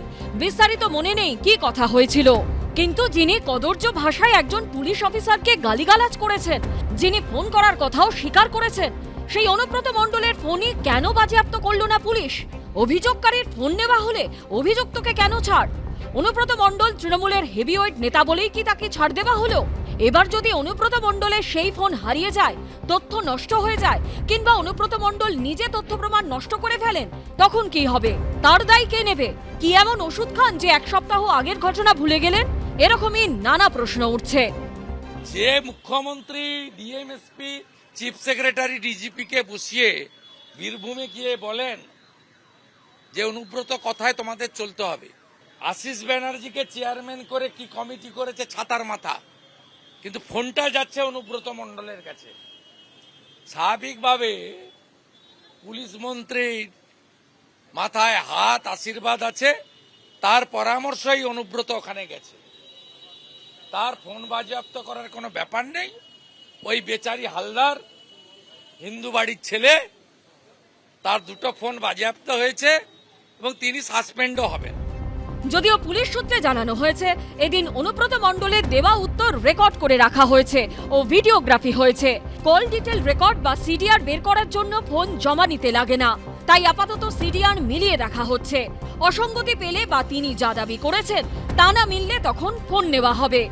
অনুব্রত মণ্ডল হচ্ছে তৃণমূলের প্রাণভ্রমরা, তো ফলে অনুব্রত মণ্ডলের 7 খুন মাফ। তাই আইসি দরকার হলে জেলে থাক, অনুব্রত মণ্ডল নিজের বাড়িতে থাক। পুলিশ সূত্রে খবর, অনুব্রত মণ্ডলকে জানানো হয়েছে প্রয়োজনে তাকে ফের ডাকা হতে পারে। পার্থপ্রতিম ঘোষ ও ভাস্কর মুখোপাধ্যায়ের রিপোর্ট, এবিপি আনন্দ। দেখুন, এই বাঘবাবু মানে বীরভূমের বাঘবাবু মানে কেষ্টবাবু, তিনি আমি দেখলাম যে ঘুমিয়ে বলেছেন, এটা অন্তত বলেননি। বলেছেন ঘুমিয়ে পড়ার আগে তিনি এইসব কথা বলেছেন। ঘুমিয়ে পড়ার আগে প্রতিদিনই কি এই ধরনের গালিগালাজ তিনি করেন? আমরা জানি না, জোকস অ্যাপার্ট। কিন্তু সিরিয়াস পার্টে যেখানে আসবো পরের বক্তা সায়নদীপের কাছে, সেটা হচ্ছে আবার সেই খটকা। সেটা হচ্ছে অনুব্রত মণ্ডলের ফোন নিল না পুলিশ, আইসি লিটন হালদারের দুটো ফোন দুটোই নিয়ে নিল। অনুব্রতর ফোন তখন নেওয়া হবে যখন কল ডিটেলস থেকে সেটার দরকার হবে, কল ডিটেলস ম্যাচ করার দরকার হবে। আমি বলছি যে এই যদি ইনভেস্টিগেশনের লক্ষ্য হয়, এই যদি গতি হয়, এই যদি শুরুটা হয়, তাহলে শেষ অবধি মানে পুরোটা খুব সহজ হয়ে যাচ্ছে না যে কোনো অভিযুক্তর কাছে তার যাবতীয় তথ্য প্রমাণ লোপাট করাটা। কারণ এক সপ্তাহ পরে অনুব্রত মণ্ডল অনায়াসে বলতে পারেন যে তার মনেই পড়ছে না যে তার আগের ফোনটা কোথায় গেল। যিনি এতক্ষণ কথা বলেন যে আমি ঘুমিয়ে পড়েছিলাম, যার ফলে মনে নেই, যদি এটা সত্যিই বলে থাকেন তাহলে বলবেন যে সেটা মিসিং ডায়েরি হয়ে গেছে। আমার কথা হলো, শুরুটা আমি বলবো আপনার প্রশ্নের উত্তর দেওয়ার আগে, যে একটু আগে বৈশ্বনাথদা বিনয় কোঙারের কথার উল্লেখ করছিল। বিনয় কোঙার কি বলেছিলেন সেটা আপনাদের মিডিয়ায় টিভির সামনে বৈশ্বনাথ বলতে পারলেন, কিন্তু অনুব্রত কি বলেছেন সেটা আপনারা মিডিয়ায় দায়িত্বশীল সংবাদ মাধ্যম হিসাবে চালাতে পারছেন না। বিপ বিপ বিপ বিপ করে এত শব্দ, আসল কথাই শোনা যাচ্ছে না। এই খাটের তলার সঙ্গে আগরতলার তুলনা টানা যায় না, এটা বৈশ্বনাথদের জানা উচিত। ঠিক, কিন্তু বিনয়বাবুর কথাটাও টেলিভিশনে বলা যায়, আমি আবার বলছি না, কিন্তু ওটার সঙ্গে এটা তুলনা করতে গেলে মুশকিল। আমি এটাই বলতে চাইছি, আসলে ওই পুরনো ঘটনাগুলোকে টেনে যে বলছে না অনুব্রত ক্ষমা চেয়েছে, দল ব্যবস্থা নিয়েছে, আসলে অনুব্রত মণ্ডলের মতন ক্রিমিনাল এবং তাদের মুখের ভাষাকে তৃণমূল আসলে ডিপেন্ড করতে চাইছে, এটা এখান থেকে প্রমাণ হয়ে গেল। আর অনুব্রত মণ্ডলের মতন ক্রিমিনালরা পিছনের দরজা দিয়ে ঢুকবে না কি সামনের দরজা দিয়ে ঢুকবে? তবে ওই শিমলিপালের বাঘ জিনাতকে গ্রেপ্তার করাটা মনে হয় অনেক সহজ ছিল, অনুব্রতকে গ্রেপ্তার করতে পারবে না দিদির পুলিশ, সেটা একটু কঠিন ব্যাপার। আচ্ছা, যে পুলিশের মা এবং স্ত্রীকে নিয়ে এই নোংরা কুৎসিত বিকৃত মন্তব্য করলো তার ফোন বাজেয়াপ্ত হলো, কিন্তু অনুব্রতর ফোন বাজেয়াপ্ত হলো না। তার কারণ কি? মুখ্যমন্ত্রীর সঙ্গে অনুব্রত মণ্ডলের কি এমন কিছু ফোনালাপ আছে ওই ফোনে যেটা পাবলিক হলে গোটা তৃণমূল, মুখ্যমন্ত্রী এবং প্রশাসন একটা বিড়ম্বনায় পড়বে? তার জন্য কি এটাকে আড়াল করা হলো? আচ্ছা, যদি অনুব্রত পুলিশ অফিসারকে গালাগাল করলো, সেই পুলিশ অফিসার ফোন রেকর্ড করে ভুল করেছে, তাই তার বিরুদ্ধে তদন্ত করা হবে, তাহলে যখন সুদীপ্ত গুপ্ত, মইদুল মিদ্দা, আনিস খান তারা পুলিশের হাতে খুন হয়েছিল, তাহলে সেই পুলিশ অফিসার তাদের অপরাধের জন্য তাদেরকে কেন তার বিরুদ্ধে তদন্ত করা হলো না, শাস্তি পেল না? অনুব্রত মণ্ডল কোনো কমিক রিলিফ নয়, একটা নটোরিয়াস ক্রিমিনাল। গরু পাচার মামলায় 17 কোটি টাকা সিবিআই ওর অ্যাকাউন্ট থেকে ফ্রিজ করেছে, সামান্য টাকা। 25টা অ্যাকাউন্ট ওর ফ্রিজ হয়েছে। ওর আর ওর মেয়ের নামে একটা বিরাট ভুয়ো কোম্পানির লিস্ট রয়েছে। ইডি চার্জশিট দিয়ে বলেছে যে 48 কোটি টাকা মানি ট্রেল এর সঙ্গে যুক্ত রয়েছে। এই হলো অনুব্রত মণ্ডল। এখন সেই জন্য বিক্রমজিৎ অনুব্রত মণ্ডল দুটো এক নয়। দিদির পুলিশকে নিষ্ক্রিয় বলার কারণে আপনি হুমকি চিঠি পেয়েছেন। সক্রিয় বললে কি হতো? এই দিদির পুলিশকে অনুব্রত মণ্ডলের সময় সক্রিয়তা দেখিনি। যখন ইডি দিল্লি নিয়ে যাবে তখন তৃণমূলের এক কর্মীকে দিয়ে, তার বুকে আবার পঞ্চায়েতের মেম্বার করেছে, বলেছে অনুব্রত আমার গলা টিপে দিয়েছিল, তাই পুলিশ ওকে অ্যারেস্ট করে দিয়েছিল। তারপর তাকে জামাইয়া ধরে এই পুলিশ রেখেছিল, যে এই পুলিশের একজন সহকর্মীর মা স্ত্রীকে নিয়ে এই অনুব্রত মণ্ডল এই নোংরা কথা বলেছে। আমি সামগ্রিক পুলিশ মহলকে বলবো যে আপনারা একটু ভেবে দেখবেন।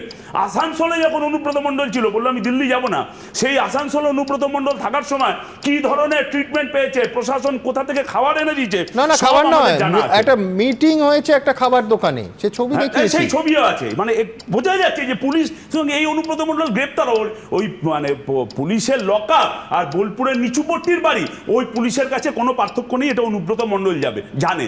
আর পুলিশ ইতস্তত করছে কেন? এই ক্রিমিনালদের মাথায় মুখ্যমন্ত্রীর হাত আছে, তাই ক্রিমিনালরা পুলিশের মাথায় উঠে নাচছে। এই মুখ্যমন্ত্রী যেদিন অ্যারেস্ট হয়েছিল 12ই আগস্ট আর 14ই আগস্ট বলেছিল ওকে বীরের মানে স্বাধীনতা সংগ্রামীর সম্মান দেবো। যেদিন ও জামিন পেল সেদিন নেতাজি ইন্ডোর থেকে বললো যে ওকে আমি বীরের সম্মান দিয়ে ফিরিয়ে আনবো। বললো ও তো এমপি এমএলএ হতে চায় না, ও একটা সভাপতি হয়ে 17 কোটি টাকা ব্যাংক অ্যাকাউন্টে, 48 কোটি টাকা মানি ট্রেন, শুধু মুখ্যমন্ত্রী তাকে কিরকম ভাবে নাম্বার দিচ্ছে ভাবুন। আমার কথা হলো এই অনুব্রত মণ্ডলরা আসলে মুখ্যমন্ত্রীর ভোটের বাক্সে প্রফিট দেয়, তাই এই অনুব্রত মণ্ডলকে গার্ড করা যায় কিভাবে? মুখ্যমন্ত্রীর নির্দেশেই সব। আমার শেষ কথা, যে মুখ্যমন্ত্রী ভবানীপুর থানা থেকে ক্রিমিনাল ছাড়িয়ে আনতে পারে আর সেই মুখ্যমন্ত্রী একটা ক্রিমিনালকে জেলে ঢোকাতে পারে না, সবটার মুখে মাথায় হলো মুখ্যমন্ত্রী। এটাই আমার বলার উদ্দেশ্য। আসলে শূন্য হয়ে যাওয়া পার্টি তো, এদের কিছু বলার নেই, বেসলেস পার্টি, তাই জন্য এখন আজে বাজে বকে। সেই জন্য আপনারা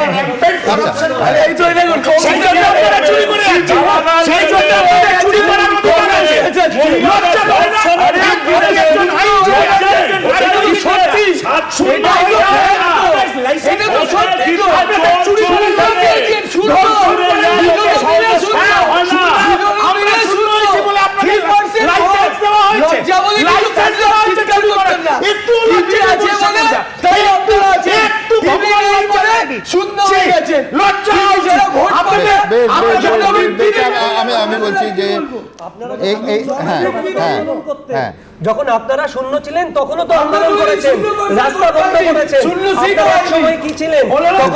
আন্দোলন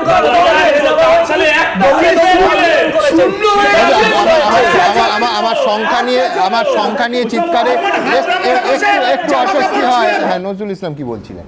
আমি বলছি যে অনুব্রত মণ্ডলের ফোনটা যাতে হারিয়ে না ফেলে, বা অনুব্রত মণ্ডলের ফোন থেকে শুধু মুখ্যমন্ত্রী না, অন্য অনেকের সঙ্গে কথাবার্তা বলে এবং তিনি যে অপরাধ নিয়ে আলোচনা করছেন বা এর থেকে কী করে বেরিয়ে আসা যাবে, সেই ব্যাপারগুলো তো পুলিশের তদন্ত করা দরকার। অতএব এই ফোনটা একদম প্রথম দিনই বাজেয়াপ্ত করা দরকার ছিল, সিজ করার দরকার ছিল।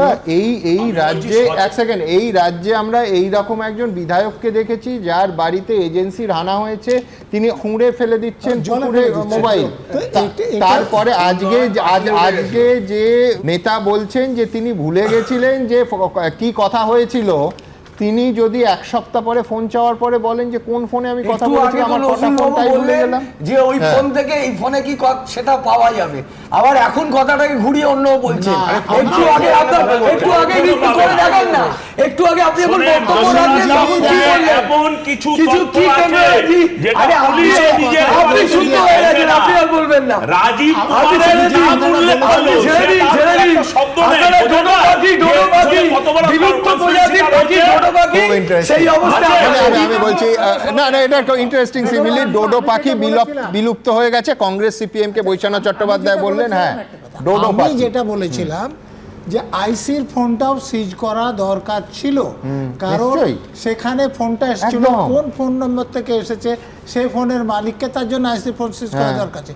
কিন্তু আমি কখনো বলিনি যে অনুব্রত মণ্ডল সিজ করা দরকার হয়ে যাবে। হ্যাঁ, আপনি দেখে নিন, এত চালানোর দরকার নেই। চক্ষু কর্ণের বিবাদ ভঞ্জন বলতে যা বোঝায় তাই হবে। আমার পরের বক্তা ইতিমধ্যেই আক্রান্ত হয়েছেন ডোডো পাখি হিসেবে বিলুপ্ত প্রায়, বিশেষ করে তার কাছে যাওয়া প্রয়োজন। বিলুপ্ত প্রায় প্রাণীদের দেখার সুযোগ তো সচরাচর হয় না, জোক স্যাপাট। সুমন রায়চৌধুরী কিন্তু তার কাছে যাওয়ার আগে আজকে অধীর রঞ্জন চৌধুরী সাংবাদিক সম্মেলন করে একটা অত্যন্ত আশঙ্কা প্রকাশ করেছেন। বলছেন যে এবার আইসিকে অর্থাৎ লিটন হালদারকে ফাঁসানো হবে। কেন, অধীরদা ঠিক কি বলতে চেয়েছেন দেখাবো। আইসিকে ফাঁসানো হবে, যে আইসি তোমাকে যে গালাগালি দিল টিভি বালারা জানলো কি করে? তোমাকে যে গালাগালি দিল তুমি টিভি বালাকে বললে কেন? গালাগালি গেলে খাও, লাজ্জু তো খাও, দিদির আমলে লাজ্জু তো খেতে হবে আমাদের, বিনিময়ে পয়সা তোলো, পয়সার ভাগ খাও, কিন্তু লাজ্জু তো যে খাচ্ছ সেটা বাইরে বলা যাবে না। এই হচ্ছে অঘোষিত এ বাংলার আইন। সুমন রায়চৌধুরীর সময় শুরু এখন। শুভ সন্ধ্যা। ভুবনের মাসি যদি সঠিক সময় ভুবনকে শাসন করতেন তাহলে মাসিকে কানে কামড় খেতে হতো না। সমস্যাটা হয়েছে এই অনুব্রত, আরাবুল, শৌকত মোল্লা, এই যে সব ম্যাসকট তৃণমূল কংগ্রেস নামক পলিটিক্যাল গ্যাংয়ের, এরা সারা বাংলায় ছড়িয়ে রয়েছে। আমরা একটু অবাক হইনি। দেখুন, আমার এই বক্তব্য শুনতে সুমনদা বা এখানে বিদ্বজ্জনেরা আছে তাদের খারাপ লাগতে পারে, আমি এটুকুই অবাক হলাম যে ভাষাগুলো আমরা প্রতিনিয়ত কলকাতার মেট্রোপলিটন অঞ্চলে কান পাতলে শুনতে পাই, যখন তৃণমূল কংগ্রেসের লোকেরা নিজেদের মধ্যে বাক্য বিনিময় করে, সেই ভাষাগুলোই অনুব্রত মণ্ডল ব্যবহার করেছে। কুকথার অভিধানে উনি নতুন কোনো ছাপ রেখে যেতে পারেননি, সেই জন্য কিন্তু সুমন এই ভাষায় আমি তো রাস্তাঘাটে পাড়ার রকেও কাউকে বলতে শুনিনি এই ভাষায়। এটা তৃণমূলের কালচার, মানে এটা দুজন মহিলাকে ম্যালিস করছেন। আমি একটা বরং কথা বলি আপনাকে, এই ঘটনাটার বাই ডাইমেনশনাল অ্যাসপেক্ট আছে, এটা আমার ধারণা। এক হচ্ছে অবশ্যই এটা তৃণমূলের সংস্কৃতি, আকথা কুকথা বলা, কেউ আক্রান্ত হলে, কেউ ধর্ষিতা হলে বলা, ওর একটা বয়ফ্রেন্ড ছিল, ও অন্তঃসত্ত্বা ছিল, কোনো প্রফেসর যদি কোনো কার্টুন আঁকে তার ওপরে পুলিশি নির্যাতন করা, এইগুলো একটা অ্যাসপেক্ট। আরেকটা হচ্ছে political conspiracy, in party political conspiracy. কারণ আমার মনে হয় না পশ্চিমবঙ্গে এখনো সেরকম সাহসী কোনো পুলিশ আধিকারিক আছে, অন্তত আইসি লেভেলের, যারা সাহস করে কল রেকর্ডিংটাকে লিক করে দেবে। এটার ভিতরে ইনার পার্টি কনস্পিরেসি রয়েছে, তাই এটা লিক হয়েছে। এটা নিয়ে অবাক হওয়ার কোনো কারণ নেই। এবার লিক যারা করিয়েছে, যাদের সাহসে লিক করেছে আইসি, তার এই সমগ্র কথোপকথনের কল রেকর্ডিংটা, তাকে প্রোটেকশন দেওয়ার দায়িত্ব তৃণমূলেরই আরেকটা অংশের। এটা আমরা অবাক হচ্ছি কেন? সমস্যাটা কি জানেন তো? সমস্যা হচ্ছে সততার প্রতীক ব্র্যান্ড নেমটা তো চলে গেছে। এখনো দুটো ব্র্যান্ড নেম নিয়ে এই বৈশ্যানোর দ্বারা মাঝে মাঝে ফুটবল খেলেন। একটা হচ্ছে বাংলা এই মেয়েকেই চায়, আরেকটা হচ্ছে বাংলার গর্ব মমতা।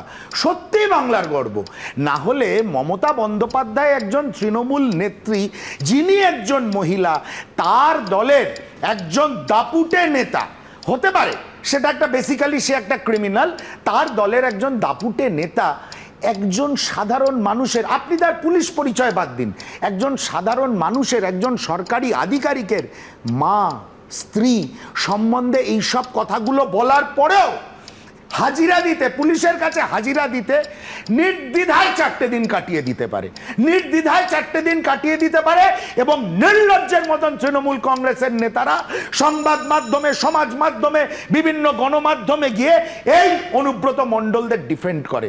বাংলার মানুষ দেখুন, বাংলার মানুষ দেখুন, শুধু সামান্য 1,500 টাকার লক্ষ্মীর ভান্ডারের জন্য এই বাংলার সমাজকে আপনারা কোথায় নিয়ে যাচ্ছেন। আমরা শূন্য হতে পারি, আমরা ডোডো পাখি হতে পারি, কিন্তু এই ভাষা কোনো কংগ্রেসীর মুখ থেকে কখনো বেরোতে পারে না, যেটা তৃণমূল কংগ্রেসের এই হারমাদ, এই অসভ্য, এই অশিক্ষিতদের মুখ থেকে বেরোতে পারে। ডোডো পাখির কামড় বলবেন? তৃণমূল ডোডো পাখির কামড় নেতারা এসে গণমাধ্যমে সেটা ডিপেন্ড করে। আরে কত তাবেদারি করবে কংগ্রেস, সিপিএম এর কাছে নিজেদেরকে সারেন্ডার করে দিয়েছে। এইটা তো মানে খুব দুর্ভাগ্যজনক ঘটনা। আজকে তৃণমূল কংগ্রেসকে এত সমালোচনা করছে ওরা ওদের লেভেলে, যদি ওপর লেভেলে যায় সেখানে কিন্তু তৃণমূল কংগ্রেসকে ওরা যথেষ্ট খাতির করে। এবারে সেখানে ওই একই সঙ্গে স্বাক্ষর দেখলাম।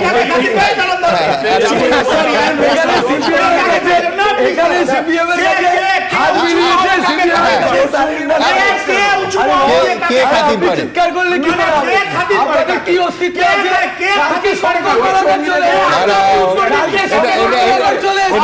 এটা শরিকি ঝগড়া কিনা আমরা জানি না, আপাতত শুধু দুজন বলবে।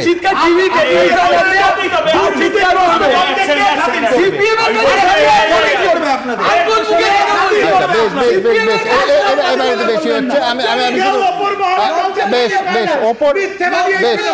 আচ্ছা শোন, আমি বলছি, আচ্ছা বেশ বেশ শোন, আমি প্রশ্নটাকে একটু বাড়িয়ে নিই। সেটা হচ্ছে যে ওপর মহলে কেউ কাউকে খাতির করে না।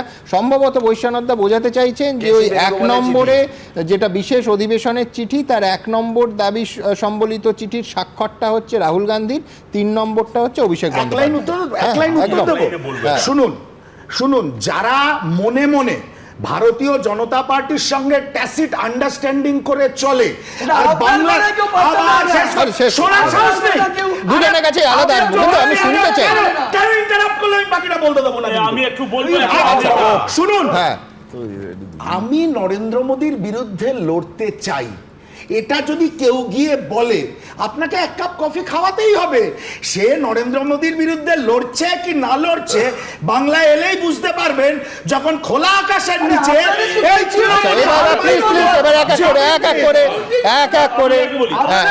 নরেন্দ্র মোদী কথাটা হলো একবার তরুণ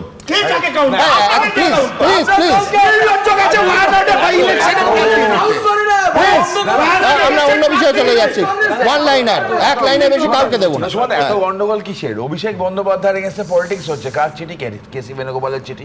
মমতার পাশে, অভিষেকের পাশে কে থাকে? সীতারাম ইয়েচুরি থাকে। তো এরা এত ঘরের মধ্যে এত কোন্দল কিসের? ইন্ডিয়া অ্যালায়েন্স জানে তো, একে অপরের পাশে দাঁড়িয়ে আছে তো। এরা ইন্ডিয়া অ্যালায়েন্স করে একে অপরের কোলে উঠে।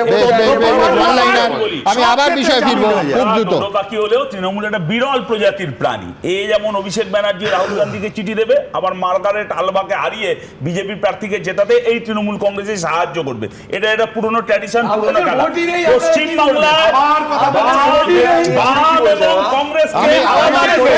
আমার বক্তব্য পরিষ্কার, সবাইকে থামালাম প্লিজ, এদিকে অডিও অফ। আমার বক্তব্য খুব পরিষ্কার। আমরা মূল বিষয় থেকে সরে যাচ্ছি। সারা বছর 365 দিন ধরে যত খুশি কংগ্রেস বনাম তৃণমূল, তৃণমূল বনাম সিপিএম, সিপিএম বনাম বিজেপি হোক, কিন্তু আজকের মূল বিষয় হচ্ছে অনুব্রত মণ্ডল এবং অনুব্রত মণ্ডলের যে অসাধারণ দেবভাষা, তারপরে তার প্রেক্ষিতে তার যে অভিঘাত বঙ্গ সমাজকে কার্যত নাড়িয়ে দিয়েছে, পিরিয়ড। ঠিক এই জায়গা থেকে আমার পরের প্রতিবেদনে যাব, যে প্রতিবেদনে আমাদের পাঠানো নোটিশ, যাতে ঠিক দুটো জায়গা, কালকে বিস্তারিত আলোচনা করেছি, বিস্তারিত আলোচনায় যাব না, আমাদের মূল আপত্তির জায়গা। এক, যে অডিও টেপের কথা এই চিঠিতে বারবার বলা হয়েছে, কার্যত হুমকি হুঁশিয়ারি দেওয়া হয়েছে, সেই অডিও টেপ এবিপি আনন্দ শুরু থেকে অনেক পরে দেখায়, এবং এই জন্য পরে দেখায় যে প্রত্যেকটা কুবাক্য, প্রত্যেকটা কুভাষণ, প্রত্যেকটা খারাপ শব্দ বিপ সহযোগে যতটা না দেখালে নয়। সুতরাং সংবাদ মাধ্যম ঠিক করবে যে কোন বাক্য আমাদের যাবতীয় গাইডলাইন্স, যেটা সমস্ত সুপ্রিম কোর্ট থেকে হাইকোর্ট থেকে লোয়ার কোর্ট অবধি স্বীকৃত, সেই গাইডলাইন্স অনুযায়ী যে কটা শব্দ আমরা দেখিয়েছি, যে কটা শব্দ এই একাধিক অনুষ্ঠানে আমরা বলেছি, প্রত্যেকটা শব্দের পাশে দাঁড়াচ্ছি, প্রত্যেকটা। দ্বিতীয় কোথায় আপত্তির জায়গা, সেটা মারাত্মক। পুলিশ এত সক্রিয়, আমরা কেন নিষ্ক্রিয় বলছি?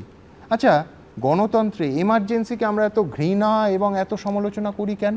তার কারণ এমার্জেন্সি বলে দিয়েছিল, এমার্জেন্সি যখন ঘোষণা করা হয়েছিল যে সংবাদ মাধ্যম কি বলবে সেটা রাষ্ট্রশক্তি তারা নির্দেশ দেবে এবং তারা অনুমোদন দেবে। আমাদের স্বাধীন সংবাদ মাধ্যমের যদি মনে হয় কোনো ঘটনায় পুলিশ নিষ্ক্রিয়, তাহলে আমরা নিষ্ক্রিয় বলতে পারবো না। পুলিশের চিঠির পাওয়ার পর সেটাকে সক্রিয় বলতে হবে। আমি আবার বলছি, অনুব্রতর ঘটনায় আমরা মনে করি যে পুলিশ নিষ্ক্রিয় ছিল। এই প্রত্যেকটা শব্দের পাশে আবার দাঁড়াচ্ছি। আপনাদের বলে নিই, আজকে বৃহস্পতিবার, এই গোটা উইকেন্ড, এখন তো কোর্ট ছুটিও আছে, আমি অফিস আর বাড়িতে আছি। তাতে যদি যেহেতু নামে চিঠি আছে, কোনো খোঁজার অসুবিধা হবে না। যদি কোনো বক্তব্য থাকে, আপনাদের বক্তব্য, কালকেই দুপাটার চিঠির যেরকম জবাব দিয়েছিলাম 8টা বাজার আগে, আবার চিঠির জবাব বা অন্য কিছু করতে আমাকে চেষ্টা করে একটা সেন্টেন্স, আমি একদম মানতে রাজি না যে পুলিশ একদম নিষ্ক্রিয় ছিল। পুলিশ একদম প্রথম থেকে সক্রিয় ছিল কিভাবে অনুব্রত মণ্ডলকে বাঁচানো যায়, এটাকে নিষ্ক্রিয় তো বলা যায় না। আমি একটা কথা বলবো, পুলিশ অতি সক্রিয় ছিল এবং এখনো আছে। আমি একটা কথা বলি, সরফরোশ বলে একটা সিনেমাতে আমার মনে আছে, আমির খান যখন হাসপাতালে তাকে আক্রমণ করতে এলো এবং তাকে হুমকি দিচ্ছিল, তখন আমির খান সে লোকটার পা টেনে ধরলো যাতে তাকে ধরা যায়, এবং তারপর একটা কথা বলেছিল যে ওর এই আক্রমণ দেখিয়ে দিচ্ছে যে আমি ঠিক পথেই চলছি। আজও তোমার এই অনুষ্ঠানে আমি বলছি যে তুমি যে বলছো তোমাকে যে হুমকি চিঠি দেওয়া হয়েছে ওসি লিগাল সেলের তরফ থেকে, এটা প্রমাণ করে যে এবিপি আনন্দ এবং যে সংবাদ মাধ্যমগুলি দেখাচ্ছে তারা ঠিক পথে চলছে। ফ্রিডম অফ প্রেস বলে একটা কথা আছে। এই মামলা হয়েছিল ইউএসএতে, এই মামলা হয়েছে ইউকেতে, এই মামলা হয়েছে ইন্ডিয়াতে, আমি নাম ধরে ধরে বলতে পারি, এবং প্রত্যেকটা ক্ষেত্রে মহামান্য কোর্ট বলেছেন যে প্রেসের একটা নির্দিষ্ট ফ্রিডম আছে এবং কারো গায়ে লাগছে বলে, বিশেষ করে পুলিশ কোন নোটিফিকেশনে কোন অর্ডারে বললো যে তোমরা এই জিনিস দেখাতে পারবে না? ওসি লিগাল সেলের ওপিনিয়ন এখানে কেউ চায়নি। যদি ওসি লিগাল সেলের মনে হয় তাহলে তারা মামলা করতো, তাহলে মামলার কোর্টের অর্ডার আনতো। তা না করে ওসি লিগাল সেলের এই অথরিটি হয় কি করে, এই অডাসিটি হয় কি করে যে একটা সংবাদ মাধ্যমকে তারা হুমকি চিঠি দেয়, এর জন্য তাদের বিরুদ্ধে মামলা করা যায়? ফ্রিডম অফ প্রেস বললেন তো, এটা আমাদের মত প্রকাশের যে স্বাধীনতা তার থেকে এসছে। তো এই স্বাধীনতা কতটা আছে না আছে, আমাদের যে সংবিধানের 19 নম্বর ধারা আছে সেখানে খুব পরিষ্কারভাবে বলা আছে, সেখানে যেগুলো করা যাবে না বলা আছে। যদি পারেন এই চিঠি যিনি লিখেছেন তিনি দেখান যে সেই জায়গাটা কোন জায়গাটা লঙ্ঘিত হয়েছে। বেশ, এই চিঠি এবং তার প্রতিক্রিয়া আরেকবার আপনাদের সামনে। তোর মাকে হচ্ছে রে বউকে। বোলপুর থানার আইসিকে এই ভাষায় হুমকি দিয়েছিলেন অনুব্রত মণ্ডল। বৃহস্পতিবার অবশেষে সেই ঘটনায় পুলিশের কাছে হাজিরা দিলেন তিনি। হুমকির অডিও ভাইরাল হওয়ার 7 দিনের মাথায়। তবে অনুব্রত মণ্ডল পুলিশের কাছে পৌঁছানোর আগে পুলিশের চিঠি পৌঁছে গেছে এবিপি আনন্দ সম্পাদক সুমনদের কাছে। কারণ কি, অনুব্রত মণ্ডল যে গালাগাল আইসিকে দিয়েছেন, এবিপি আনন্দ সেই অডিও ক্লিপ কেন বারবার দেখাচ্ছে? আমি যাব থানাতে, ওর চুলের মুঠি ধরে আমি বার করে নিয়ে আসবো ওখান থেকে। অনুব্রত মণ্ডল কবে হাজির হবেন তার জন্য অপেক্ষা করে বসে থাকে যে পুলিশ, সেই তারাই আবার এবিপি আনন্দকে চিঠি দেওয়ার ক্ষেত্রে তৎপরতা দেখায়। এই চিঠি পাঠানো নিয়ে কড়া সমালোচনার মুখে পড়েছে তারা। আমাদের freedom of speech and expression, এই যে মৌলিক অধিকার, এই চিঠিতে মনে হচ্ছে তা লঙ্ঘিত হচ্ছে। তার কারণ article 19 of the constitution of India আমাদের এই মৌলিক অধিকার দিয়েছে, যা সংবাদ মাধ্যমও এনজয় করে থাকে যতক্ষণ পর্যন্ত না কোনো সংবাদ বিকৃত হচ্ছে ততক্ষণ পর্যন্ত। এবিপি আনন্দ সম্পাদক সুমন থেকে পাঠানো 2 পাতার চিঠিতে পুলিশ লেখে, আমরা আপনাকে আন্তরিকভাবে অনুরোধ করছি যে আপনি বিতর্কিত অডিও ক্লিপটি ক্রমাগত প্রচার করবেন না এবং আইন প্রয়োগকারী সংস্থার কর্মকাণ্ড সম্পর্কে আপনার ব্যক্তিগত মূল্যায়ন প্রকাশ করবেন না। পুলিশের বিরুদ্ধে অভিযোগ তোলার আপনার এই লাগাতার চেষ্টা কাঙ্ক্ষিত নয়। আইনের দৃষ্টিতে সংযম প্রয়োজন, অর্থাৎ পুলিশের বার্তা পরিষ্কার। অনুব্রত মণ্ডলের কদর্য আক্রমণের এই ভাইরাল অডিও ক্লিপ যেন বারবার না দেখানো হয়। এটা একদমই সংবাদ মাধ্যমকে একরকমভাবে ভীতি প্রদর্শন করছে সরকারের একটা উইংস। কেন বলছি, এই ওসি লিগাল সেলের কোনো এখতিয়ারই নেই এই রকমের চিঠি পাঠানোর। উনি তো কোড নন, 1 নম্বর কথা। আর পুলিশ কোনো কেস স্টার্ট করলে তবেই সে এই ধরনের নোটিশ বা কোনো কিছু তার তদন্ত সাপেক্ষে করতে পারে। অনুব্রত মণ্ডলের অডিও ক্লিপ না চালাতে বলার পাশাপাশি পুলিশের চিঠির শেষ অংশে লেখা হয়, আমাদের আশা ও বিশ্বাস এই বার্তা পাওয়ার পর আপনি এই মামলার তদন্ত সম্পর্কে ভুল মূল্যায়ন থেকে নিজেকে বিরত রাখবেন, নয়তো আমরা ধরে নেব যে এই সম্প্রচার ইচ্ছাকৃত এবং পুলিশের ভাবমূর্তি নষ্ট করার চেষ্টা। তখন পুলিশের বিরুদ্ধে এই ধরনের ইচ্ছাকৃত এবং উদ্দেশ্য প্রণোদিত অভিযোগের ধারাবাহিক প্রচারের জন্য আপনার বিরুদ্ধে আইন অনুযায়ী যথাযথ ব্যবস্থা নিতে বাধ্য হব। সেক্ষেত্রে আর কোনো রকম যোগাযোগ করা হবে না। এবিপিকে বলা হয়েছে যে আপনি এই ক্লিপটা দেখাবেন না, এই ক্লিপটা দেখাবেন না, এটা বলার পুলিশকে, এটা হচ্ছে সবচেয়ে প্রথম তার বেআইনি কাজ। কিন্তু এইটার যে লিগ্যাল সেল লিখতে বাধ্য হলো, এইটা কার চাপে? এইটাই হচ্ছে গণতন্ত্রহীনতার চাপে। পুলিশ যে সমস্ত কাজ করে যে বা করে না, সমস্তটাই একটা রাজনৈতিক নিয়ন্ত্রণ তার পেছনে থাকে। এটা আমার মনে হয় যে ভীষণ রকম একটা ঔদ্ধত্যের পরিচয়, একটা প্রশাসনিক ঔদ্ধত্য। এটা তারা করতে পারেন না। এবিপি আনন্দকে পুলিশের চিঠির নিন্দা করেছে এপিডিআরও। প্রেস বিবৃতিতে তারা জানিয়েছে, রাজ্য পুলিশের তরফে এবিপি আনন্দ টেলিভিশন চ্যানেলকে হুমকি দেওয়ার খবর জেনে আমরা বিস্মিত। কোন চ্যানেল কোন খবর কতটা প্রচার করবে বা কোন সঞ্চালক কোন ঘটনার কি ব্যাখ্যা দেবেন সেটা কি পুলিশ ঠিক করবে নাকি? এই চিঠি দেওয়াকে আমরা পুলিশের ঔদ্ধত্যপূর্ণ আচরণ বলেই মনে করি। আসলে এই হুমকি চিঠি দিয়ে ভয় দেখিয়ে সংবাদ মাধ্যমের কণ্ঠরোধের অপচেষ্টা করল রাজ্য সরকার। এবিপি আনন্দ। দেখুন, এতক্ষণ আমরা যে দৃষ্টিভঙ্গি দিয়ে দেখছি, একটু যদি আরেকটা ভিন্ন দৃষ্টিকোণের মধ্যে যোগ করা যায়, ধরুন কলকাতা পুলিশ এবং রাজ্য পুলিশ মিলিয়ে প্রায় 1.5 লক্ষ মানুষের একটা অত্যন্ত ডিসিপ্লিন ফোর্স। শিক্ষকদের ওপর যদি লাঠি চালানোর ঘটনা ঘটে, একাধিকবার পুলিশের একাধিক শীর্ষকর্তা প্রেস কনফারেন্স করে জাস্টিফাই করেন যে কেন ন্যূনতম কোট আনকোট ন্যূনতম বলপ্রয়োগ করা অতীব প্রয়োজন হয়ে পড়েছিল। অথচ এত বড় একটা ঘটনা যেখানে ফোর্স ডিমোরালাইজড হচ্ছে, যেখানে একজন পুলিশ অফিসারকে সপরিবারে অপমান করা হচ্ছে, কার্যত একজন নেতা পাবলিক ইনসাল্ট করছেন, একবারের জন্য পুলিশ কর্তারা কি ফোর্সকে অ্যাড্রেস করেছেন? এই প্রশ্ন এই জন্য উঠছে যে এই অডিও টেপে কিন্তু রাজ্য পুলিশের যে কোনো ফোর্সের সর্বোচ্চ কর্তা, অত্যন্ত শ্রদ্ধেয় পদ রাজীব কুমার, তার নাম করে রাজনৈতিক নেতা অনুব্রত মণ্ডল তিনি স্পষ্ট করে সেই রাজীব কুমার সম্পর্কে যে তিনি ফোনে তাকে ধরে গালিগালাজ করছেন এইটা শোনাচ্ছেন, এইটা পোস্ট করছেন। আমি আবার বলছি যে আমরা কেউ জানি না যে সত্যি সত্যি উনি ওটা অভিনয় করছিলেন অনুব্রত মণ্ডল, নাকি সত্যি টেলিফোন লাইনের আরেক প্রান্তে রাজীব কুমার আরেকটা লাইনে ছিলেন, আমরা জানি না। কিন্তু বাহিনীও কি জানে?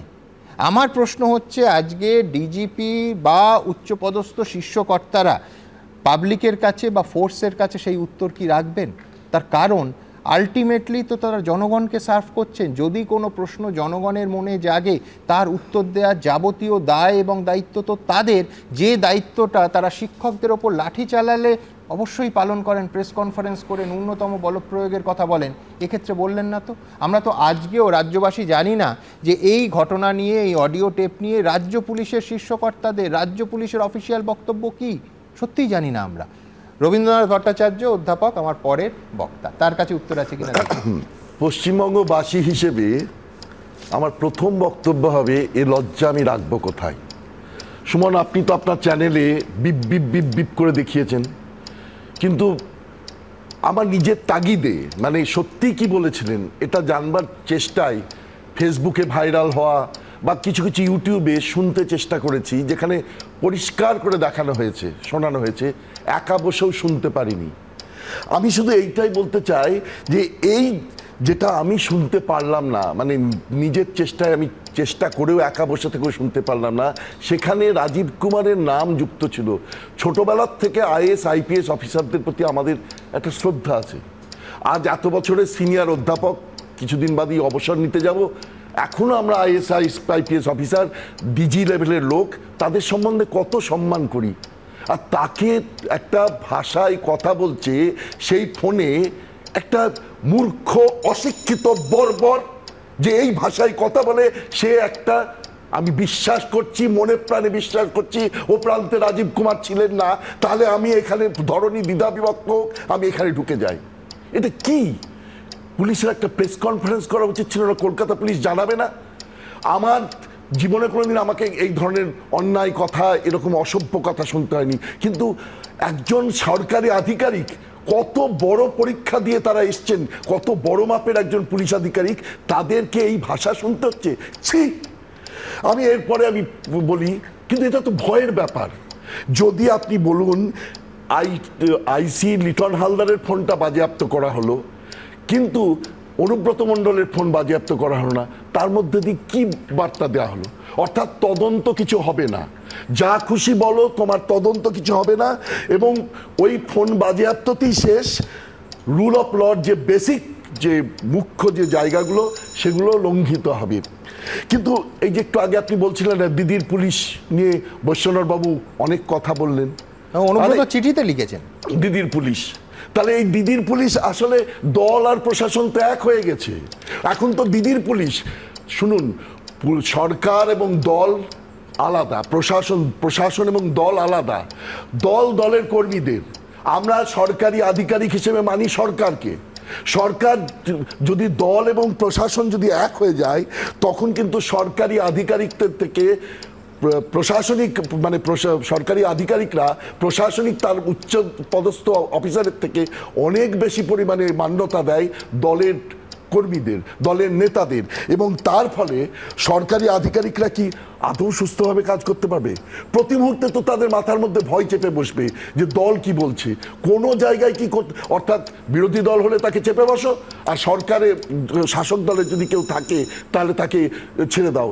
এবং এর ফলে যেটা হবে, পুলিশ মন্ত্রী তো তার তো নৈতিক দায়িত্ব তার অধীনে যারা কাজ করছে তাদের রক্ষা করার। আমার অধীনে যারা, যদি আমি সেরকম কোনো দায়িত্বপূর্ণ জায়গায় যাই, তাহলে আমার অধীনে যারা কাজ করছে তাদের রক্ষা করবার দায়িত্ব আমার। আইনি বৈধতা তার থাকলেও তিনি কি তার নৈতিক বৈধতা রক্ষা করতে পারছেন? মুখ্যমন্ত্রীর কাছে কিন্তু একটা বিরাট সুযোগ ছিল একটা দলের শুদ্ধিকরণের বার্তা দেওয়ার, যে এই ভাষায় তোমরা কথা বলবে না। দল চুপ থাকলো, দল একটা কিছু প্রশাসন কোনো তার বিরুদ্ধে পদক্ষেপ নিল না, প্রশাসন তো বাদই দিলাম, দল কোনো পদক্ষেপ না নিলে প্রশাসনও নেবে না।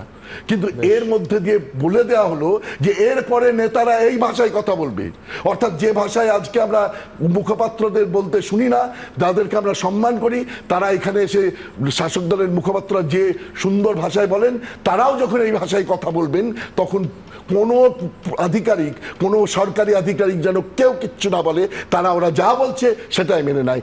এটাই আমাদের দুর্ভাগ্য, এটাই পশ্চিমবঙ্গের ভবিষ্যৎ হতে চলেছে। অর্থাৎ রবীন্দ্রনাথ দা বলছেন মারাত্মক আশঙ্কার কথা, যেটা ভয়ঙ্কর কুভাষা, একটা খারাপ রাজনৈতিক সংস্কৃতি, এই ঘটনায় যদি শাস্তি না হয় তাতে বৈধতা পেয়ে যাবে। হ্যাঁ, অনেকে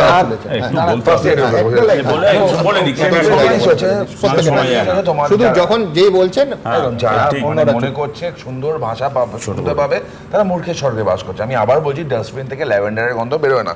দেখো, পশ্চিমবঙ্গে চাইনিজ ডেমোক্রেসি চলছে, মানে এর ডেমোক্রেসিতে মিথ, এর রুল অফ রুলার চলে, নট রুল অফ ল। একটা এক্সাম্পল দিচ্ছি আমরা, একদিন রাতে কোনো একটা মামলা ফাইল হবে বলে আমি একজনের সাথে কথা বলছি ফোনে, পরের দিন সকালে মামলাটা আনলিস্টেড করবো, মেনশন করতে যাবো, স্টেট প্যানেল পুরো প্রেজেন্ট। মানে আমার ফোনটা সেদিনকে রাতে শোনা হয়েছিল যে তোমরা রাইট টু প্রাইভেসির কথা তৃণমূল আজকে বলছে না, যে রাজীব কুমার ইনফেমাস কেন? ইনফেমাস ফোন ট্যাপিং এর জন্য। আমি বলছি যে উনি তো এতগুলো কথা বললেন, অনুব্রতর কথা, অনুব্রতকে আমরা নিন্দা করেছি, কিন্তু এই যে আরো নামগুলো আমি বললাম, সুকান্ত মজুমদার বলছে এত ছবি দেখিও না বইয়ের। আরে আপনি আমার দেখেননি সোফিয়া কুরেশির বিরুদ্ধে বলাতে ডিডব্লিউ তে সোফিয়া কুরেশি কিন্তু বলেছে টেররিস্টের বোর্ড কই, সেগুলো তো কন্ডেম। আজকে তো আপনি তো বলেছেন, আজকে একবারও বললেন জাস্টিসের প্রতি করে মমতা ব্যানার্জিকে নিয়ে আসবো, একবারও বলছেন, একবারও আপনারা বলেছেন কেউ? আমি বলেছি এতজন বলে আমি তো মমতা ব্যানার্জিকে পশ্চাৎ দেশ দেখাবেন, এটা একবারও বলেছেন? আমি বলেছি কেউ একবারও বলেছেন? আপনারা সেখানে সবাই মিলে আমি রাজ্যের মুখ্যমন্ত্রীর পক্ষে ক্ষেত্রে সমস্ত সম্মান প্রদর্শন করেই বলছি, উনি প্রকাশ্য সভায় জ্বর অলবস বলে যেসব বক্তৃতা করেছে দ্বিতীয় কথা হলো পাবলিক ওদের হালকা একটু শক্তিশালী বেকায়দা পড়ে যাবে। দ্বিতীয় কথা হলো যে আমি একমত নই যে রাজীব কুমারের এই উপস্থিতিতে ফোন কল হলে ধরনী দিদা হবে এরকম ভাবার কোনো কারণ নেই। রাজীব কুমারের শিক্ষাগত যোগ্যতা ঈর্ষা করার মতন ক্রিডেন্সিয়াল, কিন্তু ওনার ট্র্যাক রেকর্ড যা হয়েছে এটা নিয়ে নতুন বলার কিছু নেই। আর মেডিকেল সার্টিফিকেট নিয়ে রাজ্যের প্রশাসনকে ততটা সক্রিয় দেখা যাচ্ছে না যতটা সুমনদেরকে চিঠি পাঠাবার ক্ষেত্রে সক্রিয়। আমি আমার পরের বক্তার কাছে যাব, খুব পরিষ্কার। তার আগে মেডিকেল সার্টিফিকেট কথা যখন উঠলো, আমি বলছি কালকে আমায় পাঠানো চিঠিতে লেখা হচ্ছে he submitted necessary medical certificate conveying that he has been advised bed rest by the attending physician.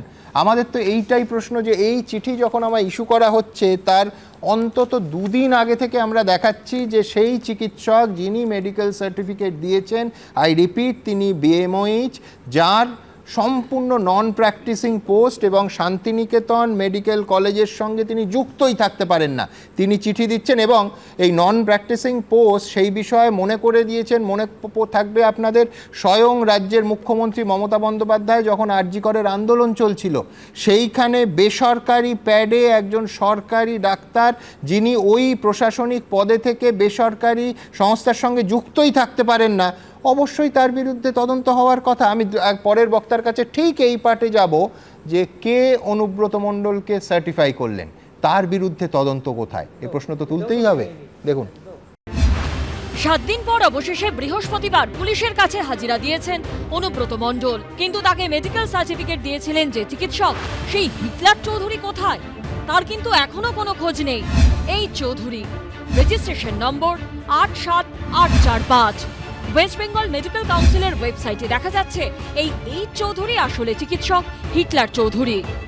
ইনি অনুব্রত মণ্ডলকে 5 দিনের বেড রেস্টের পরামর্শ দেন মেডিকেল সার্টিফিকেটে, যিনি রামপুরহাট 1 নম্বর ব্লকের মেডিকেল অফিসার অর্থাৎ বিএমওএইচ। তিনি আবার শান্তিনিকেতনের একটি বেসরকারি মেডিকেল কলেজের আরএমও, যে মেডিকেল কলেজের চেয়ারম্যান অনুব্রত মণ্ডলের অত্যন্ত ঘনিষ্ঠ বলে পরিচিত মলয় পিঠ। কিন্তু কোথায় গেলেন চিকিৎসক হিটলার চৌধুরী, যার মেডিকেল সার্টিফিকেট নিয়ে বিতর্ক তুঙ্গে? তাকে কোথাও দেখতে পাওয়া যাচ্ছে না। তার পরামর্শ মেনে 5 দিন বেড রেস্টের পর পেছনের দরজা দিয়ে হলেও বোলপুর এসডিপিও অফিসে হাজিরা দিয়েছেন অনুব্রত মণ্ডল। কিন্তু বিতর্ক শুরু হবার পর মঙ্গলবার দেখা যায় হিটলার চৌধুরীর রামপুরহাটের ফ্ল্যাটের দরজায় তালা ঝুলছে। ফোন করা হলেও তার মোবাইল ফোন বেজে গিয়েছে, উত্তর দেননি মেসেজের। রামপুরহাট স্বাস্থ্য জেলার মুখ্য স্বাস্থ্য আধিকারিক জানিয়েছেন উনি হাসপাতালে যাচ্ছেন, তবে বিএমওএইচ কি করে বেসরকারি হাসপাতালের সঙ্গে যুক্ত হলেন বা রোগী দেখলেন তা নিয়ে এখনো কোনো অভিযোগ জমা পড়েনি। সংবাদ মাধ্যমের খবর দেখে বিষয়টি খতিয়ে দেখা হচ্ছে। ভাস্কর মুখোপাধ্যায়, পার্থপ্রতিম ঘোষ ও পরিতোষ দাসের রিপোর্ট, এবিপি আনন্দ। অধ্যাপক রাজাগোপাল ধর চক্রবর্তীর কাছে যাব এই প্রশ্নে যে মেডিকেল সার্টিফিকেট শুধু বিতর্কিত নয়, অবৈধ বলে দুটো সংস্থাই জানাচ্ছে। বিস্ময়করভাবে তাকে বৈধতা দিচ্ছে আমাকে পাঠানো চিঠিতে এই মাননীয় Amit Sinha, OC legal sell Birbhum. আমি বলছি যে মেডিকেল সার্টিফিকেটের বৈধতা নিয়ে শান্তিনিকেতন মেডিকেল কলেজ ও হাসপাতাল এবং যিনি সেই জেলার সরকারি স্বাস্থ্য ডিএমওএইচ অধিকর্তা, তিনি সিএমওএইচ বিভাগীয় তদন্ত হবে এবং জিনিসটা অসম্ভব, জিনিসটা বেআইনি, একেবারে অন ক্যামেরা স্পষ্ট ভাষায় বলছেন, তাকে পুলিশ বৈধতা দিল কি করে? এই প্রশ্ন তো তুলতেই হবে। সুমন, আমি তোমার প্রশ্নের আসছি, কিন্তু তার আগে যেটা বলা প্রয়োজন, আজকের এই সভা কিন্তু বাংলার আওয়াজ। বাংলার আওয়াজ বুঝিয়ে দিচ্ছে অনুব্রত কোথায়, অনুব্রত সম্বন্ধে বাংলার মানুষ কি ভাবছে। এখনও যদি দলের তরফ থেকে কোনো যদি না নড়ে, দলের যদি চিন্তা না পাল্টায়, তাহলে যে বিপদ ঘনিয়ে আসছে বোঝা দরকার। যখন বাঘের কথা বলছো সুমন, আমার মনে পড়ে যাচ্ছে সেই শরৎচন্দ্রের শিখান্তের শ্রীনাথ গৌরপীর কথা। শ্রীনাথ বাঘ স্বাস্থ্য 2-4 পয়সা রোজগার করতো, মানুষকে আনন্দ দিত। আর এখনকার যারা দল চালাচ্ছে তারা বাঘ সাজিয়ে টাকা রোজগার করার চেষ্টা করছে। একজনকে বলছে না তুমি বাঘ, তোমার যাই তুমি করো না কেন, যতই গালাগালি তুমি করো না কেন, যতই তোমার হুঙ্কার নাচ করো, তুমি একটা বাঘ, তুমি রোজগার করো, তোমাকে দেখিয়ে আমরা রোজগার করো। সেটাই তারা করেছে। যেটা খুব সুন্দর লাগছিল, সায়নদীপ বলছিল কত টাকা, বাপরে, সে লোকটাকে রোজগার করেছে। গত আগে একটা অনুষ্ঠানে এসেছিলাম, নিত্যানন্দ বোধহয় তার নাম, হ্যাঁ, নিত্যানন্দ চট্টোপাধ্যায়। হ্যাঁ, নিত্যানন্দ চট্টোপাধ্যায়। যাই হোক, তিনি পরিষ্কার বলে দিয়েছিলেন এই লোকটার টাকা তোলারই খালি ক্ষমতা আছে। আমরা এটাও দেখেছি, নির্বাচনে যখন ছিলেন না, জেলে ছিলেন, তৃণমূলের ভোট বেড়েছিল। সুতরাং ওকে পলিটিক্যালি প্রয়োজন নেই, ওকে প্রয়োজন আছে টাকার। এবং তাকে রক্ষা করার জন্য দেখা যাচ্ছে যাবতীয় যে কোনো ফরম্যাটে, হ্যাঁ, যার সার্টিফিকেট দেওয়ার অধিকার নেই তার সার্টিফিকেট ভ্যালিড হয়ে যাচ্ছে, পুলিশ এসে তার সম্বন্ধে সুখ্যাতি করে যাচ্ছে, থানায় গিয়ে হাজির হচ্ছে। আপনি দেখেছেন ওরা রিল্যাক্সড হয়েছে। থানায় কেউ যায় ভয়, থানায় যখন ডাকে সাধারণত একটা অপরাধ করেছে তার ভয় থাকার কথা, কোনো ভয় দেওয়ার বলে কিছু নেই। কেন? জানে যে ওকে একটা বাঘ সাজানো হয়েছে, ওকে ভয়ে মানে যদি ও দেখায় যে আমি ভয়ে পেয়ে গেছি, তাহলে ওর অভিনয়টা চলবে না, ওর অ্যাকসেপ্টেড হবে না। তাই ওকে ওই সবসময় বাঘের মতন একটা ভয় দেখানোর অভিনয়কে রাখতে হচ্ছে।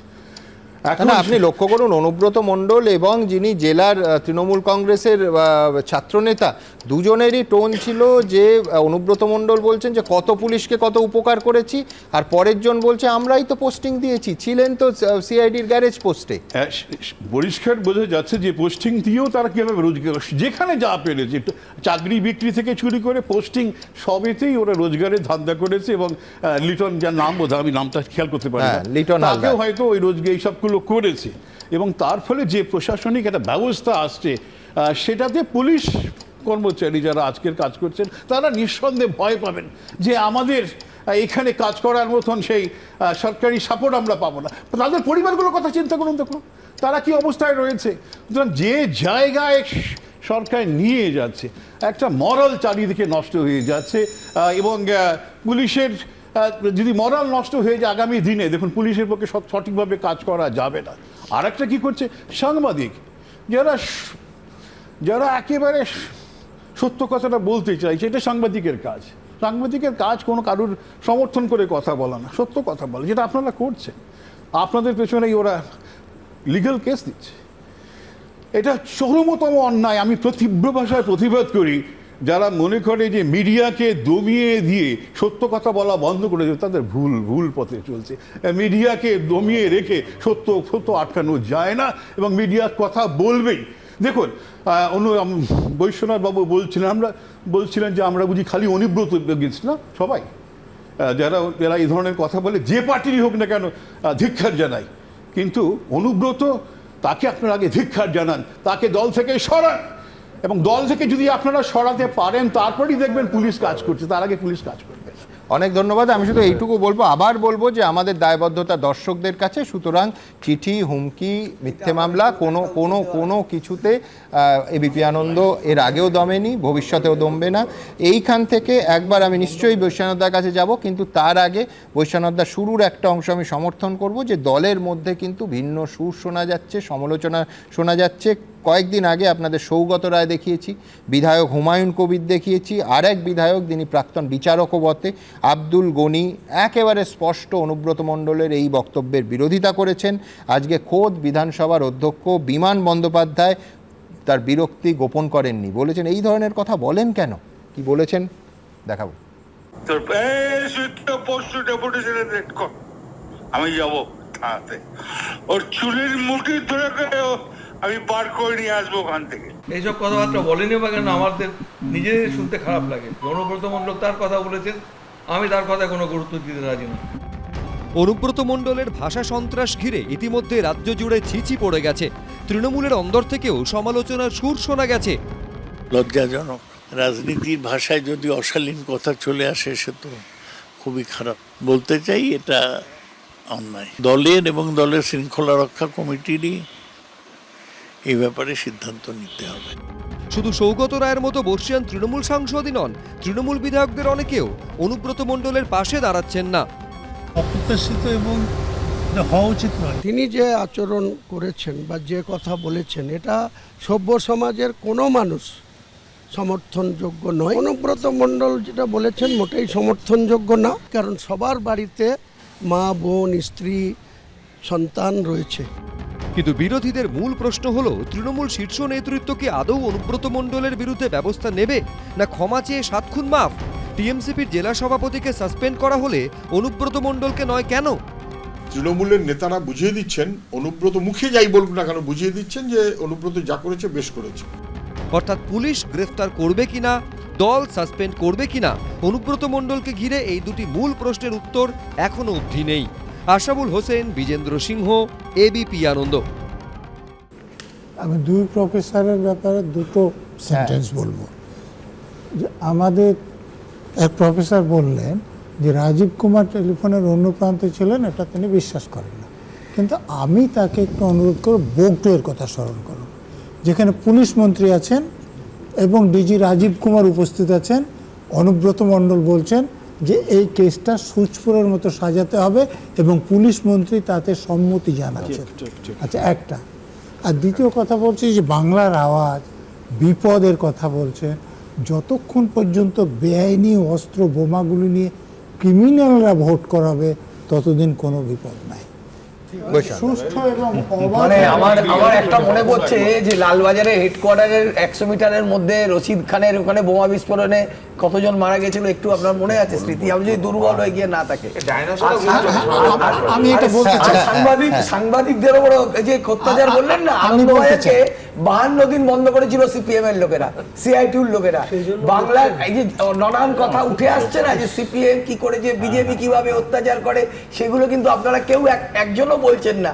এখানে সিপিএম আছে, কংগ্রেস আছে, বিজেপি আছে, তারপরে আপনারা সবাই মিলে চেষ্টা করছেন কি করে। সেটা হচ্ছে অর্থাৎ বৈশ্বনাথ বক্তব্য যে গত 14 বছরেরটা পার হয়ে আপনারা তার পিছনে কেন যাচ্ছেন, কেন গত 14 বছরের মধ্যে যাচ্ছেন? আমাকে বলতে দেওয়া হোক। হ্যাঁ, একদম। আচ্ছা, আমি যদি কোনো ব্যাটালিয়নের কমান্ড্যান্ট থাকি বা অ্যাসিস্ট্যান্ট কমান্ড্যান্ট থাকি, তখন তো আমার কাজটা ওই 7টা বন্ধ করা নাই। বৈশ্বনাথবাবু যদি একটু মনে করেন যে রশিদ খানের ডেরায় ওই বিস্ফোরণ হওয়ার পর 7টা বন্ধ করার জন্য আমাকে কলকাতা পুলিশে নিয়ে এসেছিলেন তুষার তালুকদার এবং আমি বন্ধ করেছিলাম। মারা গেছিল যে ধরুন আজকের দিনের ঘটনা দুজনকেই আমি থামালাম, আবার আমরা ইতিহাসে চলে যাচ্ছি। আচ্ছা, ধরুন যে আজকের দিনের এই দেশে এই কুম্ভ মেলায় যে ভয়ঙ্কর দুর্ঘটনা ঘটেছিল, যেখানে আমরা দিনের পর দিন এই অনুষ্ঠান করেছি যে কতটা অব্যবস্থা এবং কতটা হাইপ করে কুম্ভ মেলা হয়েছিল, কতজন মানুষ মারা গেছেন। সেইখানে মনে করুন যে আমি বা আমার অতিথিরা কুম্ভ মেলা হয়েছে বলে আমরা 50 বছর আগে বা 40 বছর আগে বা 30 বছর আগে কংগ্রেস আমলে কি হয়েছে সেইটা নিয়ে অনুষ্ঠান করতাম। আপনারা বলতেন যে 2014 পেরিয়ে, বৈশ্বনাথ দ্বারাই বলতো যে আরে সুমনবাবু, আপনি তো 2014 থেকে এদেশে মোদী সরকার, আপনি পেরিয়ে চলে গেলেন কংগ্রেস, কেন যে কুম্ভ মেলাকে অব্যবস্থা আপনারা বলতে পারবেন না? আমরা কিন্তু, আমি রাজনৈতিক নেতাদের বক্তব্যে পরে আসব, সংবাদ মাধ্যমের বক্তব্য স্পষ্ট করে রাখা উচিত যে আমরা দিনের পর দিন পরপর আমার ধারণা 3 দিন শো করেছিলাম কুম্ভ মেলায় অতজন মানুষের মৃত্যুর পর। আমরা কিন্তু তার থেকে 2014 পেরিয়ে ইতিহাসে চলে যাইনি। হ্যাঁ, অবশ্যই মনে করিয়ে দিয়েছি, দুটো বা একটা প্রতিবেদন রেখেছিলাম যে আগে কুম্ভ মেলায় কোন সরকারের আমলে কি হয়েছে, অবশ্যই, কিন্তু সেটা নিয়ে 3 ঘন্টা আলোচনা হয়নি। 2000 আপনার শোতেই সমীর চক্রবর্তী তৃণমূলের নেতা, আপনি প্রশ্ন করেছেন 2006 2008, বলেছিলেন আপনি অত পুরনো ঘটনায় ফিরে যাচ্ছেন সুমনবাবু, আর বৈশ্বনাথদা ওই পুরনো ঘটনাটাই টেনে নিয়ে যাবে। রশিদ খান এখনো জেল কাটছে, বৈশ্বনাথবাবুকে জেনে রাখা দরকার। আর হলো আরেকটা পয়েন্ট হলো যে এই যে চাইনিজ ডেমোক্রেসির কথা বললো, মধ্যপ্রদেশে কি ডেমোক্রেসি চলে এইটা যদি তরুণ জ্যোতি একটু আমাদেরকে একটু বলে দিতে পারে।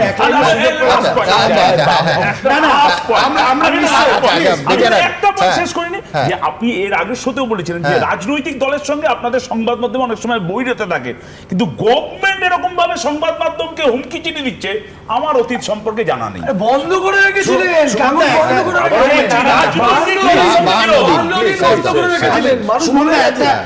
রাজনীতির ওপরে ঊর্ধ্বে উঠে একটা কথা বলছি। এই নজরুল সাহেবরা যখন সার্ভিসে ছিলেন এবং সায়নদীপরা যখন ক্ষমতায় ছিল বিগত 34 বছরে, এটা তো আজকে প্রথম নয় যে পুলিশ, শাসক দল, নেক্সাস, ওদের সময় বহু অভিযোগ উঠেছিল, কিন্তু এই মমতা বন্দ্যোপাধ্যায় ক্ষমতায় আসার পর থেকে আর যেদিন থেকে পুলিশ প্রশাসন দেখে নিল যে পুলিশ আধিকারিককে মাথায় ফাইল দিয়ে টেবিলের তলায় বসতে হবে এবং মুখ্যমন্ত্রী থানায় যাচ্ছে অপরাধীকে ছাড়াতে, পুলিশের অধঃপতন আরো বেশি হয়েছে।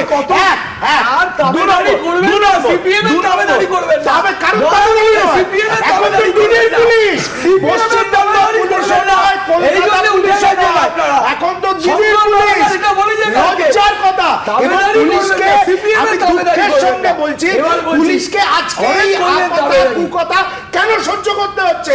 কারণ পুলিশ উঠে যাচ্ছে তৃণমূলের মঞ্চে ঘাসফুল লাগানো উত্তরীয় পড়ে, তাই উঠতে হচ্ছে।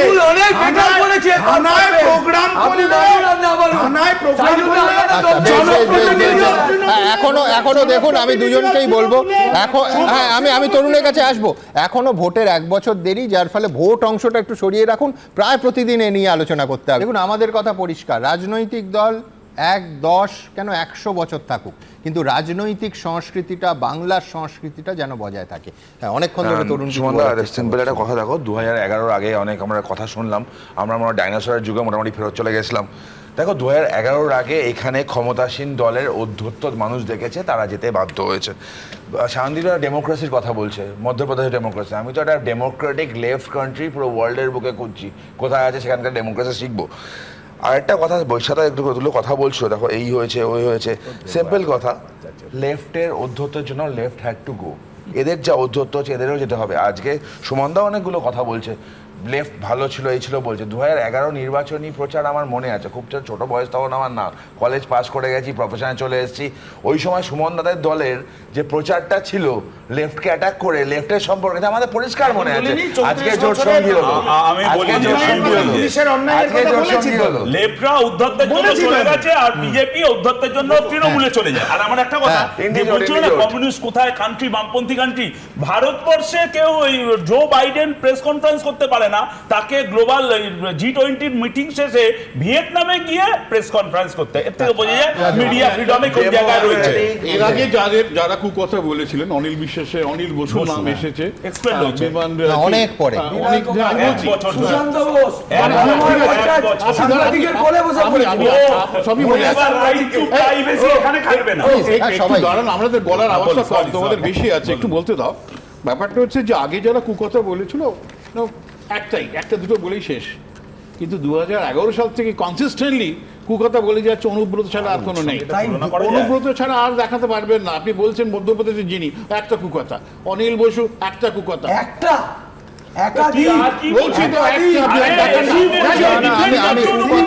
বিচার করতে চাই না, আমার বক্তব্য 1 বা 100 সমানভাবে খারাপ, কিন্তু সমানভাবে শাস্তিযোগ্য। বিশেষ করে এটা দলের পার্টের থেকে বড় কথা প্রশাসনের পার্টে, অ্যাবসলিউটলি প্রশাসনের পাতে। আমি বিশ্বাস করি যে নেতা, যে মন্ত্রী, যদি সোফিয়া কুরেশির মতো তাদের এই কুকথা বলা হয়, তার ঠাঁই হতে হবে জেল।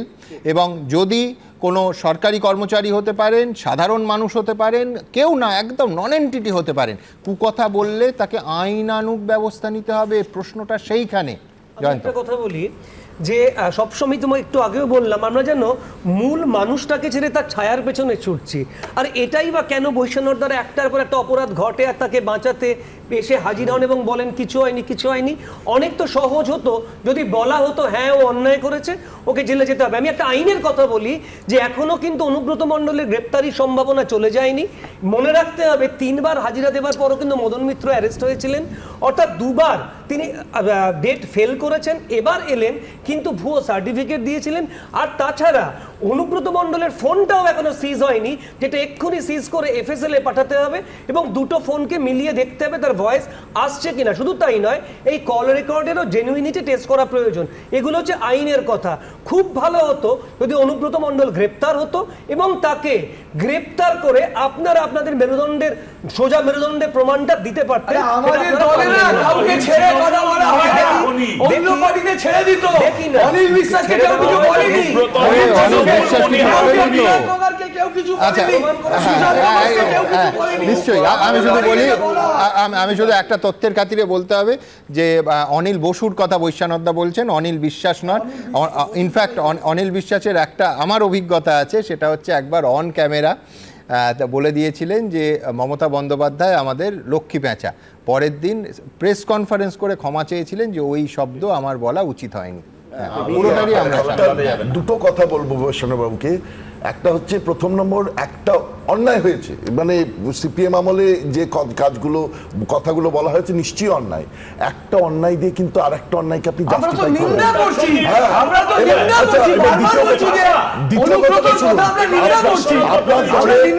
ঠিক আছে, আপনার দলের অনিলগিরি কি বলে অখিলগিরি এর আগে বারবার করে কথা বলেন। উনি বললেন আমরা তো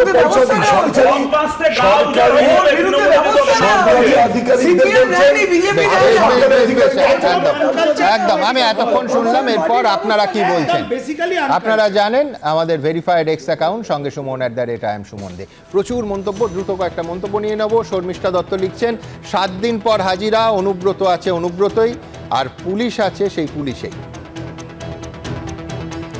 অমরনাথ কর্মকার লিখছেন পশ্চিমবঙ্গে যে হুমকি আর কুকথার সংস্কৃতি চালু হয়েছে তা বাঙালির অন্ধকার ভবিষ্যতের দিশারি। সুব্রত পাল লিখছেন যে অশ্রাব্য অকথ্য গালিগালাজ করলো তার ফোন বাজেয়াপ্ত হলো না, অথচ আইসি যিনি গালাগালি গিললেন তার ফোন বাজেয়াপ্ত হলো, আশ্চর্য। অতীশচন্দ্র ভাবার লিখছেন অনুব্রত প্রমাণ করলেন তিনি সব নিয়ম নীতির বাইরে। শেখ শামীম লিখছেন পিছনের দরজাকে তারাই বেছে নেয় যারা অপরাধ করে। দেখুন, নেতারা ভালো অভিনেতা হন সেটা বলার অপেক্ষা রাখে না, রোজই আপনারা দেখেন। কিন্তু পর্দায় যদি এক নেতার ভূমিকায় আরেক নেতা অভিনয় করেন তা নিয়ে কৌতূহল তো তৈরি হবেই। নেতার অভিনেতার নাম কুণাল ঘোষ, কোনো ক্যামিও নয়, একেবারে অন্যতম প্রধান চরিত্রে। মনীষা মুখোপাধ্যায় অন্তর্ধান রহস্য নিয়ে তৈরি হচ্ছে সিনেমা, সেখানে অরিন্দম শীলের পরিচালনায় নতুন ইনিংসে দেখা যাবে কুণাল ঘোষকে।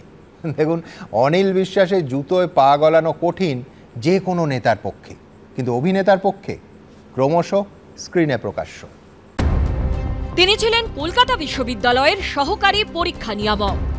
তৎকালীন শাসক দল বামফ্রন্টের শীর্ষ নেতাদের অত্যন্ত ঘনিষ্ঠ। 1997 সালে আচমকা চোখের আড়াল হয়ে যান জলজ্যান্ত একটা মানুষ, মনীষা মুখোপাধ্যায়। তার অন্তর্ধান রহস্য আজও ঘুরে ফিরে আসে বঙ্গ রাজনীতিতে। সেই মনীষা মুখোপাধ্যায়ের অন্তর্ধান রহস্যের ছায়া অবলম্বনে এবার তৈরি হচ্ছে ছবি, যেখানে ডেবিউ হচ্ছে কুণাল ঘোষের। নেতা এবং অভিনেতা, ক্যামিও নয়, অন্যতম প্রধান চরিত্রে। ক্রাইম থ্রিলার বলতে যেগুলো বোঝায় তার যথেষ্ট উপাদান আমাদের অতীতে ঘটে যাওয়া একাধিক ঘটনার মধ্যে রয়েছে। তো পরিচালক এটার একেবারে ক্রাইম থ্রিলারের বিশেষত্ব বা আকর্ষণের গুণেই কিন্তু এই স্টোরিটা মূলত তুলে নিয়েছেন বলে আমার অনুমান। 1997-এর 3রা সেপ্টেম্বর হঠাৎ করেই একদিন নিখোঁজ হয়ে যান মনীষা মুখোপাধ্যায়। সকাল 9টায় ভবানীপুর থেকে ট্যাক্সিতে উঠেছিলেন, তারপর আর তার কোনো খোঁজ মেলেনি। আনন্দবাজার পত্রিকার প্রতিবেদন অনুযায়ী মনীষা মুখোপাধ্যায় রাজ্য সিপিএমের এমন একটি শাখার সদস্য ছিলেন যার দায়িত্বে ছিলেন অনিল বিশ্বাস। মনীষা মুখোপাধ্যায়ের অন্তর্ধান রহস্য তৎকালীন রাজ্য রাজনীতিতে ঝড় তুলেছিল। 28 বছর পর সেই ঘটনার ছায়া অবলম্বনে দীপান্বিতা রায়ের লেখা উপন্যাসের ভিত্তিতে এই সিনেমা তৈরি করছেন পরিচালক অরিন্দম শীল। ঘটনাটা ঘটেছিল ডেফিনেটলি, এবং সেটা খুব ইন্টারেস্টিং একটা ঘটনা। এটা ভাবা যায় যে একজন সহকারী পরীক্ষা নিয়ামক তিনি জাস্ট ভ্যানিশ হয়ে গেলেন কলকাতা বিশ্ববিদ্যালয়ের মতো বিশ্ববিদ্যালয় থেকে। কিন্তু আমাদের গল্পটা কমপ্লিটলি ফিকশনাল, ভ্যানিশ হয়ে গেল, কিন্তু পেছনে একটা অদ্ভুত রহস্য রেখে গেল। সেই রহস্যটা নিয়েই কমপ্লিট পলিটিক্যাল থ্রিলার। এইখানে জীবিত বা মৃত কারোর সাথে এই ছবির কোথাও কোনো মিল পাওয়া যাবে না। ছবির নাম কর্পূর। মুখ্য চরিত্রে অভিনয় করছেন ঋতুপর্ণা সেনগুপ্ত। মনীষা মুখোপাধ্যায়ের অন্তর্ধানের ছায়া অবলম্বনে তৈরি এই ছবিতে তৎকালীন শাসক দলের রাজ্য সম্পাদকের চরিত্রে অভিনয় করছেন তৃণমূলের রাজ্য সাধারণ সম্পাদক কুণাল ঘোষ। আমি রাজনীতির দিকে এসে তৃণমূল কংগ্রেসের অন্যতম রাজ্য কমিটির সাধারণ সম্পাদক, আবার যে আমাকে যে চরিত্রটি দিয়েছেন অরিন্দম শীল, অত্যন্ত ভালো স্ট্রং চিত্রনাট্য উনি পড়লেন, সেদিন আমার একটা নতুন অভিজ্ঞতা হলো। অরিন্দম শীল একটা সময় ধনঞ্জয়কে নিয়ে সিনেমা করেছিলেন, আবার সেই অরিন্দম শীলই আজ থেকে 3 দশক আগের কলকাতা বিশ্ববিদ্যালয়ের প্রাক্তন সহকারী পরীক্ষা নিয়ামক, যিনি হঠাৎ উদাও হয়ে গিয়েছিলেন, রাজ্য রাজনীতিতে ঝড় তুলেছিল সেই ঘটনা, সেই মনীষা মুখোপাধ্যায়ের অন্তর্ধান রহস্যের ভিত্তিতে নতুন সিনেমার কাজ শুরু করছেন, নাম তার কর্পূর। তিনি যখন রিলিজ করবেন তার 2-3 মাস পরেই রাজ্যের বিধানসভা নির্বাচন।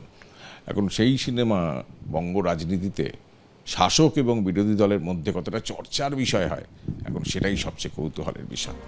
এই ছবিতে কলকাতা পুলিশের হোমিসাইডের গোয়েন্দা চরিত্রে অভিনয় করছেন শিক্ষামন্ত্রী ব্রাত্য বসু। এটা কোন জামানার গল্প বা কোন সেই সময় শাসক দল কে ছিল, এটা আমার কাছে খুব বিবেচ্য বিষয় নয়। টান একটা রুদ্ধশ্বাস থ্রিলার আছে, সেইটা আমার ভাল লেগেছে, আর সেই কারণেই আমি এই ছবিতে এই পার্টটা করতে, এই হোমিসাইড ডিটেকটিভ লালবাজারের এই পার্টটা করতে আমি রাজি হয়েছি। এই সিনেমায় সংবাদ মাধ্যমের সম্পাদকের চরিত্রে অভিনয় করছেন তৃণমূল কাউন্সিলর অনন্যা বন্দ্যোপাধ্যায়। চলতি মাসেই শুরু হচ্ছে সিনেমার শুটিং, রিলিজ হবে জানুয়ারিতে। কৃষ্ণেন্দু অধিকারী ও অতসী মুখোপাধ্যায়ের রিপোর্ট, এবিপি আনন্দ।